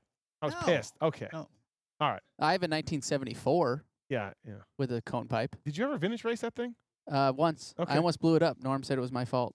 Ran the wrong oil. Okay, so that's a stock pipe with just seams on it. It does look pretty good though. yeah, All right. it looks cool. Okay. Second thing, your kids. It's a Okay. 80. 6. yeah. Day 6. He screwed it up though. I'm gonna text him now that we're talking again. Ping and I, we wouldn't talk for a while, but now we're Oh. talking again. You had a beef. I'm gonna text him because he's screwing that bike up. He's got an 86 color frame with 87 shrouds. He's got blue bars. What are we doing? Mm, If not you're building really. a replica, and Leroy is watching, would know, you gotta keep it the way it was. 86. I don't even know. So 86 would be the Lewis, you know. Yeah, I First- know. first year of the production rule. Yeah. Okay, so I have no idea who would have rode a Yamaha 125. I know who rode one Who? for you. Danny Storbeck was on one. No, that was a 250. Keith Bowman was on one. Actually, Danny might have been on one too. Now that you Yep, say that. thank you. Jeff Leask rode him in 87. Bob Oliver, mechanic. Yeah, maybe. Okay, never mind that. We'll move on to that. Your kids. I Yeah. see them here all the time. They call me names. They're already yelling at me. I said, what do you, I don't know the difference of them, but I asked one of them, what do you do here? And he said, everything. He said, he said everything. Like, what are your kids doing? Are you showing them the ropes? Are you getting them in here? Like, what? Well, they're 16. Right. And they need to do something. They say they do everything. The Like- one told me he does everything. I think that was That might have been Ty. I don't know. Or I don't. Tanner. Tanner would Tanner. tell you he I- runs the place. I get them mixed up. I'm sorry. Anyway, I feel like that would be Tanner. I don't know but- his kids either. they're both good kids. Yeah. And they're helping out They call me names. I don't and like they that work- part. But part time Okay. here. But what the hell are they doing? what are they doing? I don't really know myself. Mitch, where's your kids? I don't know, man. I, Well, I tell Dan and Camila, I'm like, anything you want them to do. Yeah. Like package stuff. Okay. And then the gnarly thing is One of them there's said 16 ones answering the phone. And I'm like, I don't know if I'd want to call Pro Circuit and have some kid answer the phone. one of them told me he ships stuff. So No, that's not true. okay. They might box something. They're not shipping anything. I mean, I think it's cool. It's awesome. It's growing up. But and you they're- know what? Yeah. Honestly, I mean, was their dad's a hard worker, so I imagine you're making. I was 18 years old and bought a Husky shop. So 18 when you bought a Husky. 18. Oh, I got hurt when I was 17. At 18, I had a Husky shop. And I didn't know a damn thing. All I knew is I wanted to be involved in motorcycles. Mhm. And I'll figure it out. Yeah. Yeah. And Yeah. I was thinking like years later, I'm like, can you imagine going into a Husky shop and buying a bike from a kid in a wheelchair? Like, what the hell are you doing? Oh, Andy Jefferson did, I guess. I don't No. know. No, it's cool. So yeah, I mean, I'm sure you make them work hard. Like you're a hard worker, and I'm sure you're like I don't Yeah. want them to be lazy. right. Yeah, yeah. So kind of and maybe they'll find one of them will like, hey, I like being in the dyno room. I'm gonna do that, or one of them's gonna be It's like, too loud. okay. One of them's gonna be like, I like putting parts away. I'm gonna be the parts guy for the race team, or whatever. I don't know. They'll find their niche, right? It's just a good experience, I think, for kids to work. Yeah. Period. Yeah. I always did. Like I worked when went I was to school. when I and was then 12. I was pumping gas. I was working for a plastering company in the summer, Yeah. doing whatever the guy told me to do. I poured oil in a guy's radiator. Atta boy. Yes. Oh, I was doing full service hell gas of a stops. mechanic you are. I'm 12 years old. I'm doing full service gas stops. He's like, put some oil in. I poured in a radiator. Ooh. My dad's like, my bad. Sorry, sir. But yeah, I do remember that. But I'm 12. How are you doing that at 12? 'Cause Like, how is that legal? And it's not. But Okay, I yeah. think back in the 80s, it was fine. I don't know. Yeah. But yes, I was working the whole time. Yeah. Yeah. So, no, I think it's really cool to see him here. Yeah. I just wish they wouldn't call me names, but yeah. All right. Okay. Back to Supercross. Lewis, go ahead. You must have some questions for Mitch. okay, going back to the McAdoo thing. I'm curious because the way conversation on Monday really stuck with me. Okay. Because I feel like we've got a completely wrong view of what McAdoo's doing coming into this year. So are we starting strong? Are we building? Like, is the expectation to just finish the year? Or is the expectation to win? Why would you race if you can't win? Fair point. But it's been a rough old road here. But he always raced to win. Guess that's the answer. I mean, I wouldn't hire a guy if I thought he was just riding. Like, I've said it before. I want to hire a fast guy. But there's no, so like, if he gets fifth this weekend, there's no like, okay, solid foundation. Now we're building, we're going in the right direction. Depends on what that fifth looks like. But Yeah, how the cards fall. Yeah. yeah, like Yeah. Right? I still expect him to be a winner. Like he's got speed. He's a great person. I never worry about him not doing his work. He eats well. He's like he's not out running around. So like that's kind of what I want. And so he's won races. I expect him to win. What about the Marchbanks Kitchen dynamic? I feel like if Kitchen has a banner year, wins a lot, high chance, but maybe there's interest in moving him over to the 450 side. But then Garrett's got accelerators that he needs to hit. Like, I feel like those two are going to collide in a contract situation. I don't a think little bit. Levi's ready to go 450. Garrett's not Garrett. Cameron will be here for 2 years. Right. Yeah, but Levi? I mean, no. Okay. Levi will Be be here- here for 2 years with us. So like, our goal is like what I would really like to see is let's win this year, and then we can back it up next year and have a number one plate. Because Levi told us in the media days that the Friday before the Daytona crash last year, he was in a room talking 450-26. So I was thinking You that's could like be in a in room the and talk offing. about whatever you want. Like, I want to run a triathlon. That's why I just try not to talk, to be honest. Well, you know what I mean. Like the guy had these aspirations to go somewhere, but I think Levi hasn't hit his peak here yet in the 50 class. Yeah, you really He's got to win, super, right? Yeah. Well, I mean, I think winning is obviously the best scenario out of all of them. But I'm a huge Levi fan. He's from where I'm from. I love his like Kris said, his mom and dad are awesome people. I like, but I think my personal opinion, he's underperformed currently, and he needs to have this year needs to be a banger year, like you said, and next year to defend it.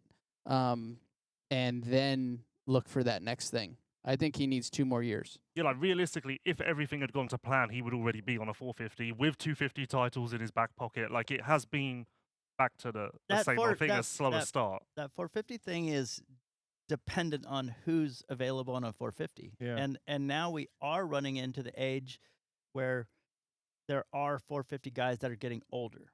So there will be a point. There's going to be a ton of seats up here in the next 2 years. Yeah. So I guess that's also why the 250 class is getting older as well. I mean, you look at the average age, there are still guys who aren't moving up as quickly, but I guess it's just there's no spots. Look at the guys like, okay, so let's talk 450. And like, it's like when I think of it, like, so you ride a 250 and you ride, I don't know, 9 races or something like that. But to ride 17 rounds, he can speak to that. That's night and day. And that's 17 rounds to be healthy.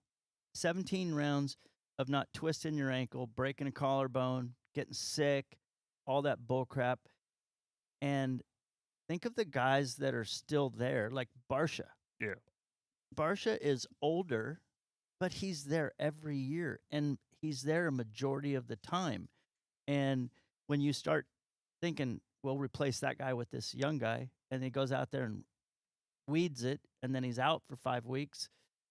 Those guys in the 450 class, we're talking about the guys that are going to win, but the guys that are their secondary guys, Malcolm. Yeah. Malcolm's there all the time. Dylan's won our class and has moved up. And like you got to remember that they deserve those rides, and they're not going to surrender them until they have to. And they're pretty badass to ride that many rounds in a row, week to week to week to week. I guess it comes back to there not being a phenom as well.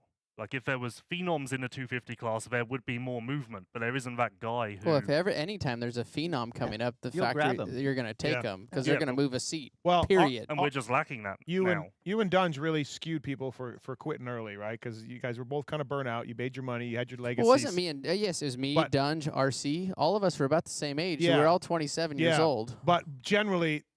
people go, oh, the guys are burning out, but it's only really you 3. Everyone else is old, and they keep going. I mean, but their success rate was really high. Yeah. I think the biggest, if you put it down into a win percentage and race win percentage plus championship percentage and living inside of that pressure cooker for that long, I think that makes a big difference. Yeah, I guess you're right. Well, I was thinking about Tomac's about the only one that I could talk about, but I guess Kenny hasn't won as like you guys did. Jason Anderson hasn't won. Kenny has been around, but but unfortunately for him, he just hasn't. Well, no, not anything. He was out for some of that time with some injuries. Yeah, can you imagine Kenny if he wouldn't have got hurt that year on Honda, where he could have went to? Yeah, for sure. And what he came back from, most guys would have quit. Yeah, for sure. So he's a badass. Yeah, I just you think about the 240 class right now. It's Chase Sexton in the prime of his career, Hunter and Jay Coop coming up, and everyone else is old, older. Cooper Webb's not a slouch. He's 30, yeah. But he's not a slouch. No, I'm not saying any of them are slouches. No, I'm just saying the ages of the class. Like, you're like, hey, we only, like back in the day. They were done. Yeah, they were, but everyone was 21 to 28, and that's it. Hannah was an old goat at 27 years old, And nowadays it's like, like I said, Sexton's 26 or something. How old is your guy? 26. And Jay Coop's 24. Hunter's 24, 25. Yeah, how old would Hunter be? I bet he's closer to Chase than you'd think. Maybe 25. He's been around. Yeah. 26. But then you look at AP and Malcolm and Anderson and Eli and Webb and Barsha.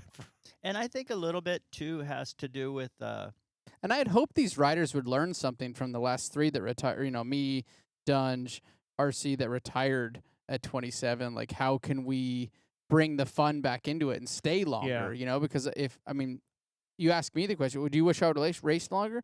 I do wish I would have raced longer, but I just didn't know how to Accomplish it. separate, like, not the pressure, the winning, and it's like I win and won again, and it's like, when are you going to not lose? And it was so much around winning.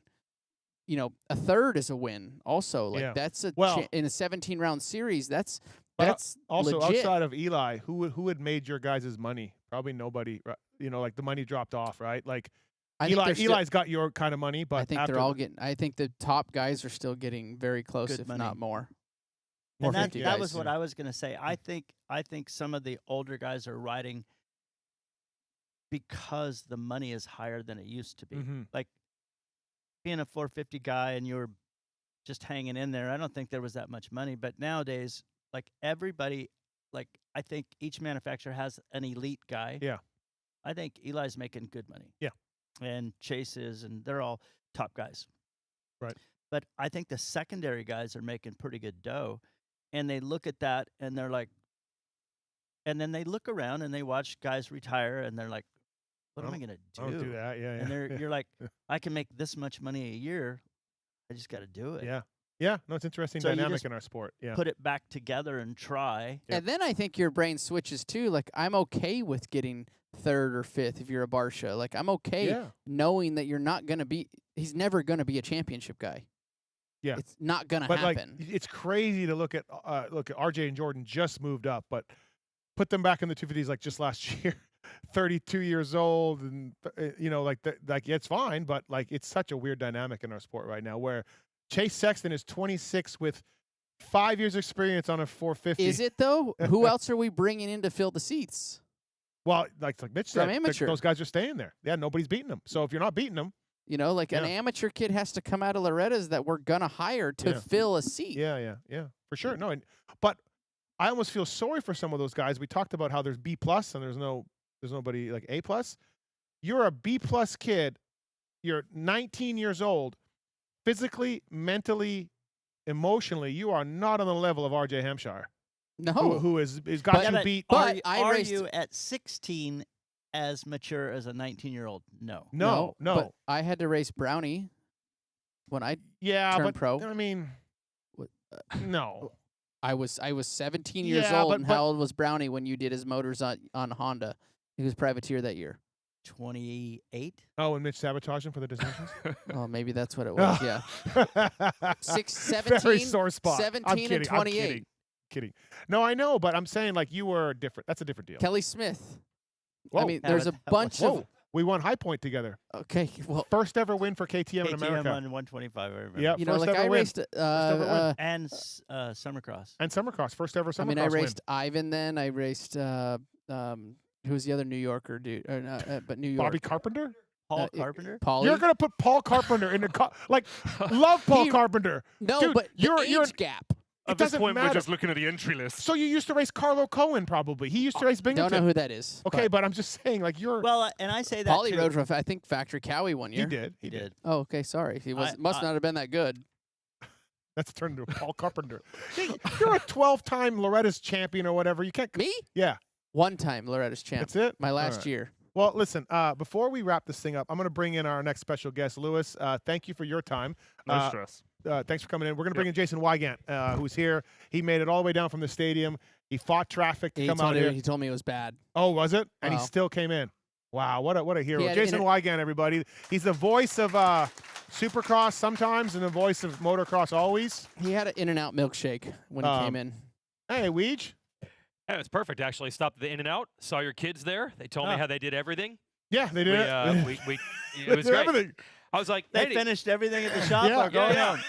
yeah. I was like, hey, were you guys at the show? They're like, yeah, it's pretty good. I'm like, I'll be there by 8. Yeah. And we talked kitchen, we talked Deegs, we talked rules. It was good. Good bench race session. He's comparing himself to Paul Carpenter. I am not With comparing all due myself. with all due respect to Paul age Carpenter. gap. Yes. Yeah, but it doesn't matter. You were such a better writer. I do remember that year. It was like Alessi, RV, Carpenter. Carpenter. We was like, man, how's it going to go? Everyone broke it down. Everyone talked about it. with Like, dude, Carpenter? can RV handle Carpenter? Yes, exactly. He's gonna be very mad at you if he listens to this. I love Paulie. He's awesome. He's But not gonna like you anymore. the age gap doesn't, like, you and Barry raced We were together. talking about age gap. It doesn't matter, but you and Barry are also age gap. Hey, Barry was good. Okay, sorry. Don't you dare. Yeah. Don't you dare. Barry was a red you plate. ever do anything for Barry Karsten?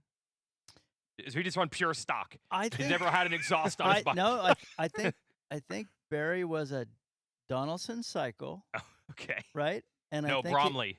Bromley Bromley, cycle, yes. and I think he was an FMF guy. Oh. Yeah. Maybe No. that's the problem. I think he was an FMF. That was the problem. I You think- know, FMF guy. Barry was the points leader in 91. They had an 90. east-west race, 90. Yeah. Round Houston, I think was round 2. And it was east-west. He got 4th. The 3 guys that finished in front of him were West guys, so he was the East points leader after round 1. Mm-hmm. Yep. We hangs on to that. Yeah. Jersey I zone. made him at, Wow. at Loretta's like 3 years ago. I made him a red plate, and we finally gave him 35 years later the red plate. the red plate he Yeah. deserved. Yeah. He's a nice yeah. guy. He's Yeah, actually a good guy. absolutely. But So- we yeah. are you're like myself and Lewis, like, it is weird to see this age gap in our sport right now. The old guys are not retired. Yeah, Brownie was an exception. Yeah. Brownie had been bounced out of the class with the point rule and went to GPs and came back. That was Mitch like one fired guy. him after Supercross. And he just went and worked Yeah. at Jim's It bike worked at shop Jim's bike shop.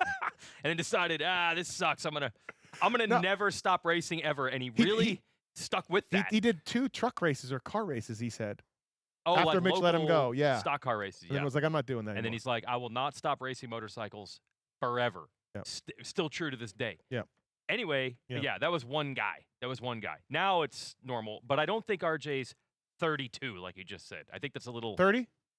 I think 29 or something. Oh. 32 is a little Okay, bit yeah, extreme. yeah, bit yeah, extreme, all Yeah, right. but yes. that was abnormal in the past for the lights class or when it was a 125 class. So Mhm. like they have got older in that class, and the only thing I can say is like you look at Craig, Mhm. RJ, and some of those older guys, and honestly, even Ivan. Ivan won for us and was fantastic, but he rode for Plano for a few years, and then he went to Yamaha Troy, and then we snagged him, Yep. and he was good.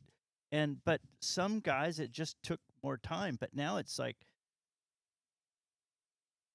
I don't think any of those guys a year or two earlier, they wouldn't have got a 450 ride. No. So they have to stay down. You know what we should have done? I would have loved to have done back in those Ivan days and Darcy Lange in those days. Pull a privateer out of the night show, the last guy to make the night show, and he races on your bike that night to a top 5. Your bikes were so good back then. I think they're pretty good now. Yeah, but everyone else is caught up. But back then, I've always said that the evolution of everything, like yeah. like MC and Buddy talk about the peak bikes and how much they were in front of everybody. Yeah. But if we keep racing the same format, sooner or later everybody starts catching up. Yeah. And then when we did 4 strokes, Ooh. we were way ahead. Yeah. And then everybody starts catching up. So we have to keep pushing it out there, right? So everybody, like, I feel like there is more, like the 450s and the 250s are more equal now than they've ever been. Yep. So like in order to make a difference, you got to get really Well, creative and We're over 50 horsepower, right, in 250s? probably 41. What? No, we're not. I don't know. Yes, you do. Oh, really? Doesn't know. You don't know. Doesn't You don't know. The House of Horsepower. Doesn't know. You don't know. I'm No, not okay. sure. What was my 0607? That was probably, your race bike was probably 46 Yeah. horsepower. And we're over 50 now, I think, which is insane for 250Fs. At least according to, when They're I was. basically, they've turned into like world superbike engines, Mm-hmm. like a MotoGP engine, 1 cylinder. Like Yeah, they've got, it's very expensive.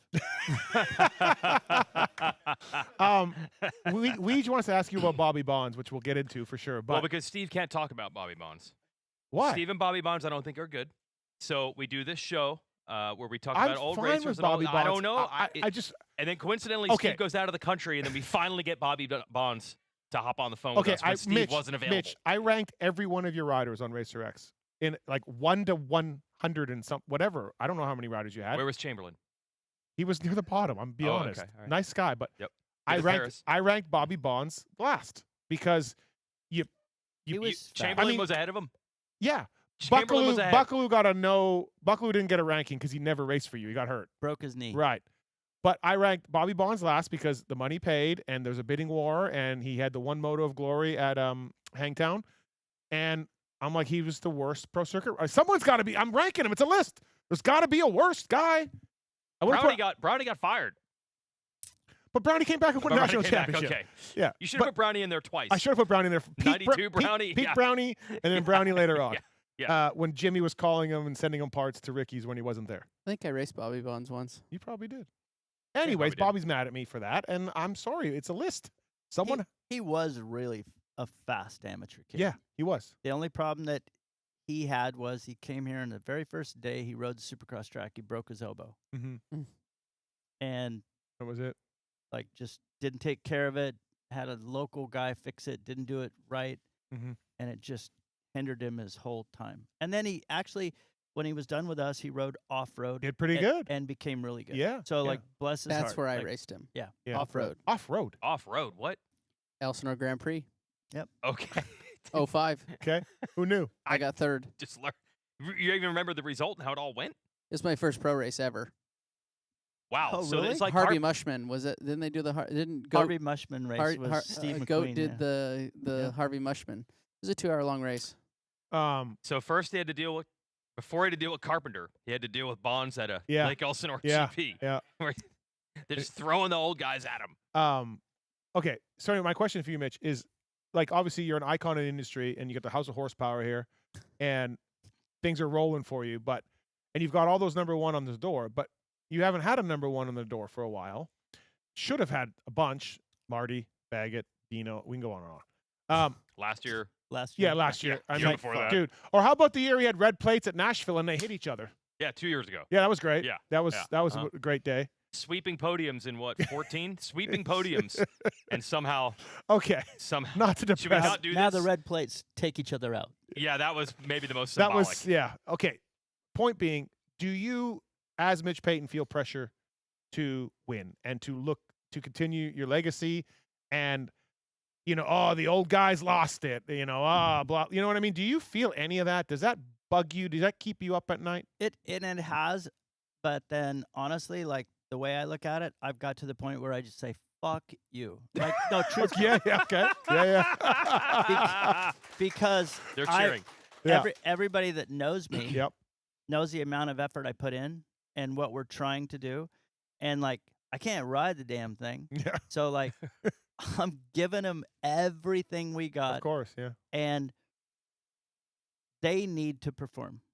And like, dude, nut up and do the job. Like, let's get it done. And we have been very fortunate to have a really successful crop of guys, but I got successful guys. They need to do it. But yeah, it like even last year, like,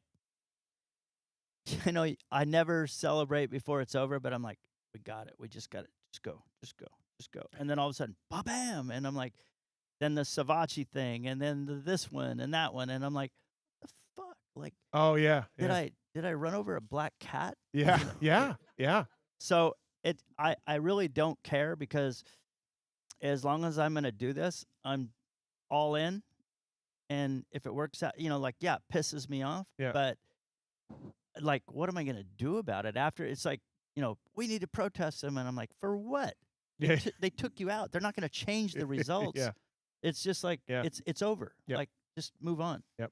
So like, we need to win. Yeah. That's the bottom line. Right. Yeah, No, there we I go. mean, it's just when you look at the history and the legacy of this place and the riders, this guy, everybody coming up, you're just like, look, man, you go to that team and you win. They should. Only, which we haven't seen that for a little bit. So yeah. Lots of races being won. Yeah. And red plates. Not anybody keep one on the door there. You know what? Wasn't the last Supercross title Hill? Yeah. Yeah. So maybe that's like your magnum opus. If you manage to keep Hill in the right spot for 9 weeks, that was such a massive, like, the guy can ride, unbelievable. But you kept it on the tracks for that focused long. and yeah. And he was a guy that was here and left. And then Oh, really? yeah, he went to TLD. Oh, that's right. Yeah, That's right. KTM. he Yeah. came back. Yeah, Came back. And, Yeah. and he wanted to come back. And he's like, Wasn't know- it factory KTM? and then Coy gave him a bunch of money. Oh, yeah. He took Yeah. him as champ Yeah. with the #1 plate. Yeah, Coy. actually, Yeah, you need to Suzuki. ask him the truth about that because I helped him get that ride. Like, Oh. like he's like, It was based on Si- the 450, wasn't it? yeah, it was all. They guaranteed me a 450 deal, and I read the contract because I had the first right of refusal, and I'm like, nope. What do you mean? I'm like, there's nothing in there. They don't have to do it. Yeah. What do I got? He didn't have an agent, so I was Oh. like, if you really want to do this, like, you got to have him put it in there. So then it was mutually agreed upon. I said, Still no. Still no. Mm. and I'm like, have him put it in there, and then all of a sudden, I think it was a third one they sent, and he sent it to me. He goes, "What about that one?" And I'm like, "You can sign that one." That one's all right. How Yeah. about Coy trying to pull a fast one there? Yeah. Though? Oh, it's in there. Trust me. It's in there. it's in Just there. sign it. It's deep. Deep- It's deep yeah, in there, just but sign it. it's in there. Right Oh. up there with Coy's gourmet hot dog business and all the other crazy ideas Yeah, that he had. He yeah, thought he had yeah. one Shout pulled out over. Thomas Victor is here tonight, by the way. Yeah, that's right. Yeah, That's right. yeah. Thomas is He here. was going to go in with Coy on the gourmet hot Gourmet hot dogs. dogs. Right. Once we get rid of this Hill guy, because don't worry, it's in the contract. We don't have to worry about that. We got plenty of money for the gourmet hot dogs. Right. But then his agent, Mitch, he was on your team, won the title, had the plate, and you helped him get on another team and get himself a nice deal. That's pretty cool. Well, he was going to get screwed. Like, so like I told him, I said, "I'll pay you this much money. You can come back." And I'm like, Yeah. "You're crazy." Like he made over $1 million. At JGR. No, here. Oh. Well, how much were they going to pay him? Well, no, That it was was win with bonuses Oh, win and title. win Okay, bonuses win and title. all Yeah, that. yeah, And yeah. I added it all up, and I said, "You made over $1 million." I'm like, "Why would you take a chance?" I'm like, Yeah. defend. Yeah. Well, they're gonna offer me this and that, and I'm like, and the 450 deal with Cowie, I said, I can't promise you that. So like, Yeah. if you got to do it, go do it. I'm Yeah. like, I'm done talking about it. So Didn't we find out that the Suzuki 250s, they had like Millsaps hubs and stuff laying Yeah, around? yeah, 'Cause they they- hadn't had a 250 program in like Right. 7 years. Yeah. I swear it was like Hepler and Millsaps parts Yeah. that they still were using. Yeah. Stroop. Yeah. Stroop stuff. Stroop, that's what it was. Yeah, it was Stroop parts. stuff. Yeah, it was Stroop stuff. Yes. Yeah, but he took it. Yep. Huh. Hey, he had one night of glory in Tampa on that 450. It was he rode unbelievable. good there. He Oh, did, man. That's He did. unbelievable. Yeah. He did. By the way, Kellen, do we have any sales of the Champ Oh. pipes yet on YouTube? Anybody? Okay. All right. Well, we're working on that. We're Mhm. selling pipes here tonight. No, I heard all the stuff. The tour upstairs, that's a must do. That's a must do. Yeah. I also like the signing the hand ported Thank you. signature series Thank We you. cylinder. should make a little Yeah. maze, Keefer. Little maze up top where Yeah. they just walk through, and then back out the stairs. You know how you go to I don't- IKEA and you have no clue where you are? Mitch, It's like yeah, it- let's just yeah. hit Yeah. that. Right. make it IKEA. Exactly. Make it Exactly. IKEA up there. Mitch, there's this thing with you, like, I don't know how to say this in the right way. Just say it in the wrong Don't way. say then. it. He doesn't want to be nice. No, No, because he doesn't want to be I- nice. You know, we're friends. We go. Wait, but No, I'm fine. you charge everybody shipping. Who sponsor? Like, if you're sponsored by you, it doesn't matter. You pay shipping. Like, I don't care. That's your thing. I'm not FedEx. Exactly. But other sponsors don't charge riders for shipping. So you don't like that? No. It's fine. It's your deal, and that's great. You're Mitch Payton. You can do whatever you want. But that just tells me that you're frugal. It's not frugal. It's It's- what happened in the it's- old days when I was like Yeah. young. But- I noticed that guys would call me on Wednesday or Thursday, and they're like, "Dude, I need a pipe for the weekend." And I'm like, "All right, I'll get it to you." And I'm like, I'm spending like $120 to ship this guy a pipe. And Yeah. I'm giving it to him, and Yeah. I'm like, I'm done with that. Yeah. And that just became like a way. I'm like, I don't want to pay shipping, and just Yeah. So my point being, though, is the tour that could generate so much revenue. why To don't not we? pay Why don't shipping? we? Why don't we just get me a FedEx or DHL or UPS Sponsor. sponsorship? Troy's got DHL on his jersey. I know that little bastard. Troy's got Paramount and DHL and Chip Ganassi. Chip Ganassi's your guy. I know. I talked to Chip. I'm like, dude, for real? He's like, all right, owe him a favor. I'm like, You owe me a favor. Troy migrates to rich guys. Like, he sucks them in, and bless his heart, he is the best because like, hey, we're gonna go to dinner and like hang out. And I'm like, I have to work. Yeah, I got to port a KX80 cylinder. Yeah, like I'd have love to, work. but I got 85 cylinders to do. Right. And he, like, I love that guy. You're right. Okay, so the tour can generate. Why can't That's shipping money. Jeremy Martin can be the host? Yeah, it's perfect. It's already. He's a VIP host as it is. I mean, the VIP things that people will pay for now. Every Yes. concert, every race team. Not at this you, point not freaking you, no, I but- would not. Right. But every freaking race team has some sort of program, and people Yeah. will pay stupid money Yep. for it. We looked at that even this year. A VIP program at the track. For one of your kids to run? Yeah, maybe. There we go. There you go. This guy could run it. He's not doing nothing. He's got kids that are racing. They Yeah, gotta, he's fine. They got Kyle. I could do this tour once a month. It's That would easy. be that would we could do that. added value. That's Double easy. the price. Yeah, now. yeah. You could pay X amount for Yeah. You could get one of his kids. yeah, That's or standard rate. if you want to bump up 250, you get RV. Yeah. You And, gotta- RV you gotta- cracks you open. gotta- a, hey. he cracks open a Coors Light. And you he's got like, you got a cheap way in Yeah. or a better way in. yeah, Yeah. man. I think Ryan's down. As long as he gets his I'm- cut. I'm This is he- definitely a we program. Oh, I've got my cut. all I'm All trying right, to do, all Weege, right, all all I'm right. trying So to that's do easy. is That's- all I'm trying to do is make pro circuit money here with my ideas. I love it. And people are stupid with what they'll spend on now. That's nothing. Yep. Like, it almost doesn't matter what the price is. They will pay whatever it is now. That's We- $1,000 add to that cylinder. A guy would do it. 100%. Yeah, Yeah. exactly. I'm I know. thinking like a shop tour. We go through the museum. I can get some taco guy to come for like $500. Okay. Boom, that guy's paid off like that. They got Mhm. food. Boom, Mhm. they can go up, check it all out, give them a tour. We got 2 hours. It's done. Do we get beers? Well, yeah, why Okay. not? I mean, he's going to have them, so. Is this going to be like once a month, or what do you? Because the taco truck is just a one-time thing, or what do we? Well, it'd be once a month. Yeah, once a month. Maybe Yeah. we'll buy the taco truck. We just have the guy come up in the stand, Maybe- It could be the LA hot dog guy that shows up. Hey, they're not worried about the tour. They're Now already they're talking pumped on taco trucks. taco trucks. Pumped on taco trucks. We'll buy the Yeah. taco truck. Mm-hmm. But I mean, yeah, Keefer's been up there. We did a video up there. I've Yeah, been it's up there a great. few times. Leroy probably's listening. He's been up. There's a JMB bike up there. There's all kinds of stuff up there. There is. Leroy found it for me. So like I have JMB's Honda. Yeah. It's his '89 250 Honda. When he came over here from Europe, Honda wouldn't help him, and Why would Honda help him? He's a world champion, but why would they help him? Right? Right? I know. so they were all, Yeah. a little bit elitist in that era. And he went to, I think it was Mid City Hondas or Long Beach Honda, one or the other, and bought 2 Hondas. And he had his mechanic here, and then we did the bike for him. And Roger loaned him his Ford van. Yeah. And off he went and just kept doing better. And pretty Yeah. soon, George Holland got hurt, and they offered him the factory bike. And they said, "You can ride our factory bike." And he's like, "No, I will ride my bike. It's fine." And turned him down. Yeah. Really? Yeah, and stayed on our bike. And then the first national was Gainesville, and he went there and went 1-1. Said, "Peace out, I'm going home." Yeah. Won the 250 world title, and then they hired him for the next year.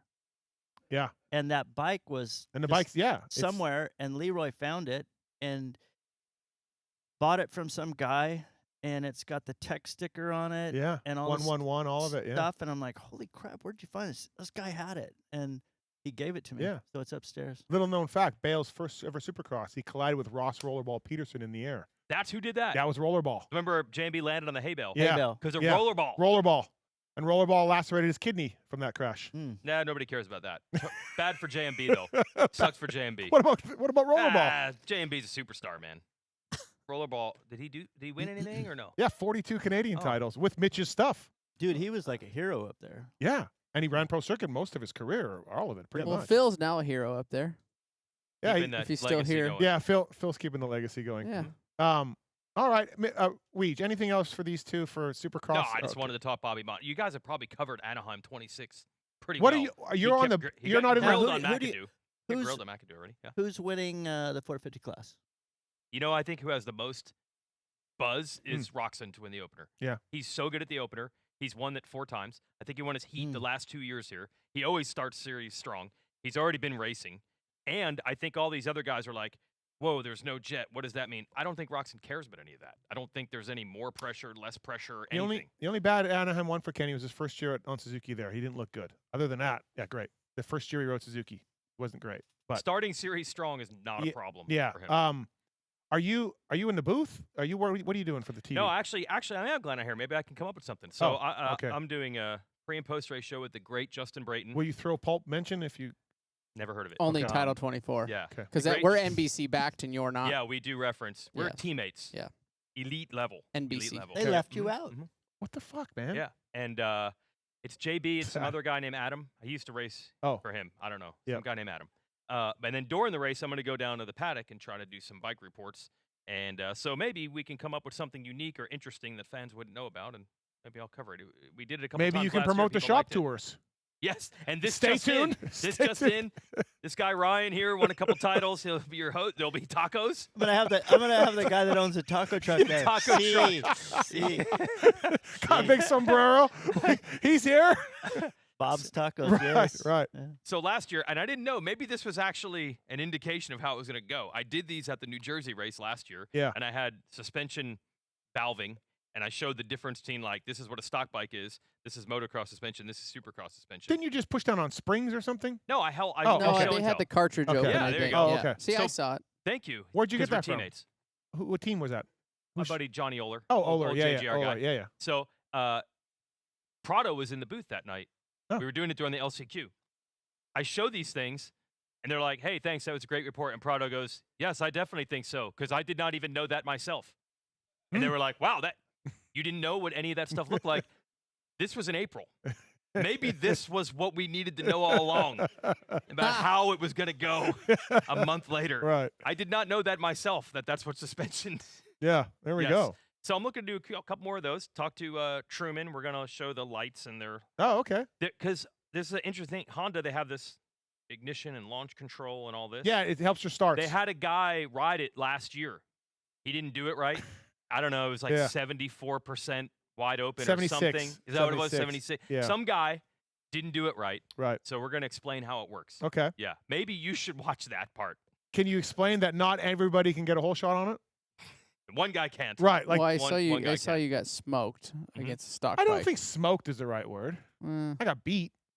Did you see that? By like You didn't see Almost- that? You didn't see JT put it to him? it was an entire bike length. That means you got smoked. I was telling my whole thing on my show because I say stupid Wasn't things. that at Washougal? Press I day, saw watch Shugle. Him Mitch, I versus saw it. you don't know anything JT. about this? He did a start on a stock. JT was on a stock Oh, I did three crated motorcycle pulled out. He was on Hunter, a Jets bike, Hunter's bike. Yep. and he got waxed. Technique is better than the motor. See, I say a lot of dumb things on my show, as you know. 76% throttle. They showed the throttle trait. Lars printed it out. That was fucked of Lars to do that. That was No, not it was cool. not. That was not cool of He Lars to just- do that. Couldn't keep the front wheel It down was or Hutch. what? It was more Hutch than Lars, but yeah, one of those fuckers. Oh, okay. Not cool. Right. Yep. So we Would did, you want them wait- to say wait, I was I've wide seen open? guys get a great start on really slow bikes though too. Yeah. Because there's It's all We're all based hooking on the up. reaction technique. time. Yep. That's what I was saying. Oh, really? So what you're saying is your reaction time was so good, but then you were scared to go full throttle, so you only went 76% throttle. It felt like I was 100. I got a bad wrist. It locks. Oh. Yeah. Uh, At 76. 3-0. JT put it to him. your elbow Yeah. goes down. So more okay, like so you're doing the booth, or the desk with Pre- and Adam. Yeah. post Okay. race. All right. And then NBC had an hour and a half extra time on Saturday afternoon. So we're going to do me and Diffie after practice before the race starts. They're just like, you got an hour and a half. Come up with something. Really? So we'll have JT and Will in the pits just trying to Oh, okay. sell Anaheim, basically. Like, drum up business. Well, drum up, go make talk it to look cool. Mitch. Drum. Maybe I'll send. Well, does JT talk to people, though? No, he doesn't. He doesn't So I like that. could- yeah. I probably think won't. I think it's his freaking haircut. Well, I'm On not. He I, tries to look tough like he's an MMA guy, and I'm not gonna Uh-huh. lie Like- that it's too tight. it is. Too It's tight. way too tight The on the shirt? sides. Or the haircut? I'm okay with his shirt. Oh, okay. You But like the it's- shirt. Yes, it's the side, and I like JT. Yeah. Okay. Yeah. he's- It's I do too too. tight. Yeah. I just think he's I'm just trying to help him out if he sees The this. haircut. he's very manicured, Yeah. and Yeah. kind of that polished man look. Right. like kind of like, what are you doing? Listen, Like, if it was up to me, I would be talking to this guy and I'd get story. It'd be story time with Mitch. Well, JT's not going to do it, No, so we'll yeah. have to send Will down I there. fly with him all the time, and he'll barely talk to me. He's like, Oh, he doesn't. Yeah, he's not a- yeah. and then yeah. he's got granola that he eats, and I'm like, dude, like, fuck, Yeah. what are you doing? Ah, this is gold. This is I gold. can watch his veins grow as he eats. Like, So I got one Yeah. scoop. I What? got one scoop. This What? morning, I hosted an event over at your partners at Fox. Hosted a Fox event, and they're like, "We're gonna have." Was this after the Troy Lee event you hosted? Yeah, it's Troy Lee. Okay, so more money there, and yeah, then then Fox I money. did a thing at AIM Expo yesterday. Oh, money yeah, there. Yeah, yeah. So what So- about this? Is this part of it? This is No free. pay for This this? is no pay. I drove through the 91 traffic for that. Yeah. If you're Yeah. if you're paying, So did he's I, saying Weege. So did I. You got to pay him. I mean, he's he's a not on VIP the tour guy. he's not on the beach anymore. He's just on the Okay. road. Yeah, that's true. That's Yeah. true. Okay, so they're saying, hey, we're gonna have Ken Roxon and Eli Tomac. I'm like, at Fox? I'm like, is there breaking news I'm not aware of? They're like, actually, Rebel also. So we'll have Oh, Eli there. I'm yeah. like, oh, cool. So here's your scoop. Ready? Mm-hmm. So I'm like, Eli, how's it going? Are you ready for the year? And he's like, well, as you know, we did 2 races in the off season. One went good, one went bad.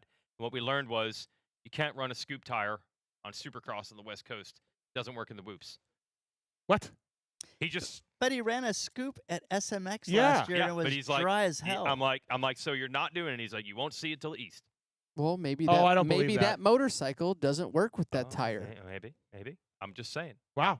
I Yeah. knew that would blow your wig back. Yeah, a scoop. You got a scoop on a I scoop. got a scoop and a scoop. Yeah, Blow there your will- wig he said back. there will not be a scoop. I do What not if it's- believe that. What if there's a little bit of rain? a He'll little bit try it. tacky? He'll put it on. Okay. He'll try it. I All mean, he right. ran, like Mitch said, he ran it I at will say Dallas. that race that he ran that scoop at though was I don't know if I've seen a Supercross track that like dry Yeah. and Yeah, slippery. Oh, like the pretty- Australia one. yeah, that pretty was- weird material for dirt. It Like was, yeah. it was basically Glen Helen, little pebbles on top of hard base. like yeah. gravel. and you're riding Yeah, Supercross. gravel, like I yeah. could see if you were a big long outdoors, maybe Yeah. Glen Helen, you can slide it around. It's long, you Yeah, know. yeah. But Supercross, I don't know. Yeah. Well, he did say just because of the whoops, which I guess the Dallas one wouldn't have had that. But he did do a 360 in one turn. He Those, did. and that was no whoops there. Yeah. Yeah, he did. Yeah. Awesome, man. Well, okay. Anything else for these two legends up here? Well, one legend and an RV. Just get the museum going, man. Yeah. Just get the museum. Make the going. museum going. Yeah. Listen, everybody. I said this off the top. You guys, all the money here tonight goes to the PulpMX Gives Back Foundation. Thank you for that. We're gonna give it to injured riders. Could we get the fan speakers for next time? We can work on that. I mean, I mean, Yeah, we we did need this last year. Yeah. And they had the we same should problem. prepare for Paula, right? Another show at Paula? And Here? then Yeah, Okay. good idea. get speakers. We Sure, gotta do that. We sure. gotta do better. we can do everything. We can rent all that. We got to rent it all. When I came in, RV and I were sitting over there with Lewis. You had Keefer up here, and he said, we'll just go in the parking lot and do our own show right now. Oh. Where people can actually hear. Oh wow. Okay. Yeah, uh-huh, Yeah. uh-huh. Well, listen, the archive's up, everybody. The archive will be up tonight. You can listen to it. Okay. No, listen. Wait, so if you paid money to come here, Yeah. you can go home and Yeah, actually get to hear yeah. it. Okay, great. No. Oh, perfect. Don't forget buy the champ pipe, Champ stamp. champ stamp. Mhm. As we go, And the Signature Series cylinders coming and soon. the signature series Mhm. cylinders. We don't know. They don't even have to be good. The guys are just going to put it on their shelf. A lot of guys won't even use it. I guarantee you. You know that guy Megawatt? Megawatt would definitely put one on his shelf. Would never actually put it on the Who's motorcycle. Megawatt?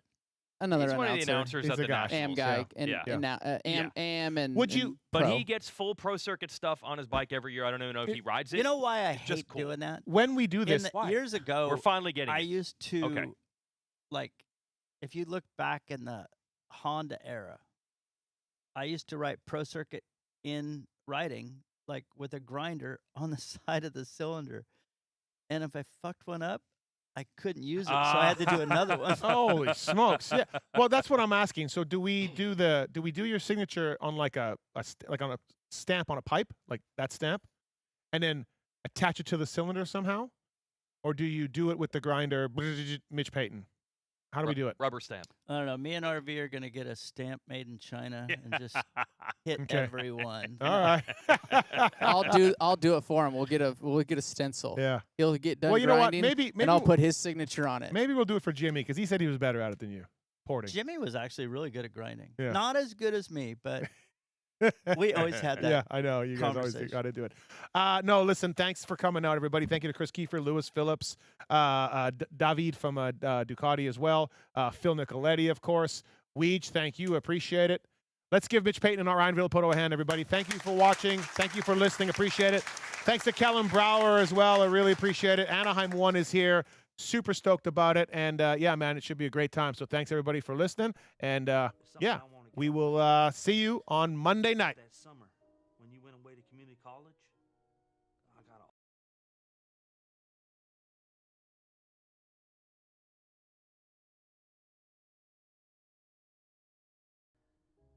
spread, man. I pulled my butt apart and stuff, and I was totally nude, and it was weird. I mean, you probably didn't hear about it because I went under the name of Mike Honcho, but I just wanted you to know that. If you could hear me, if it got into your brain somehow, that I spread my butt cheeks as Mike Honcho.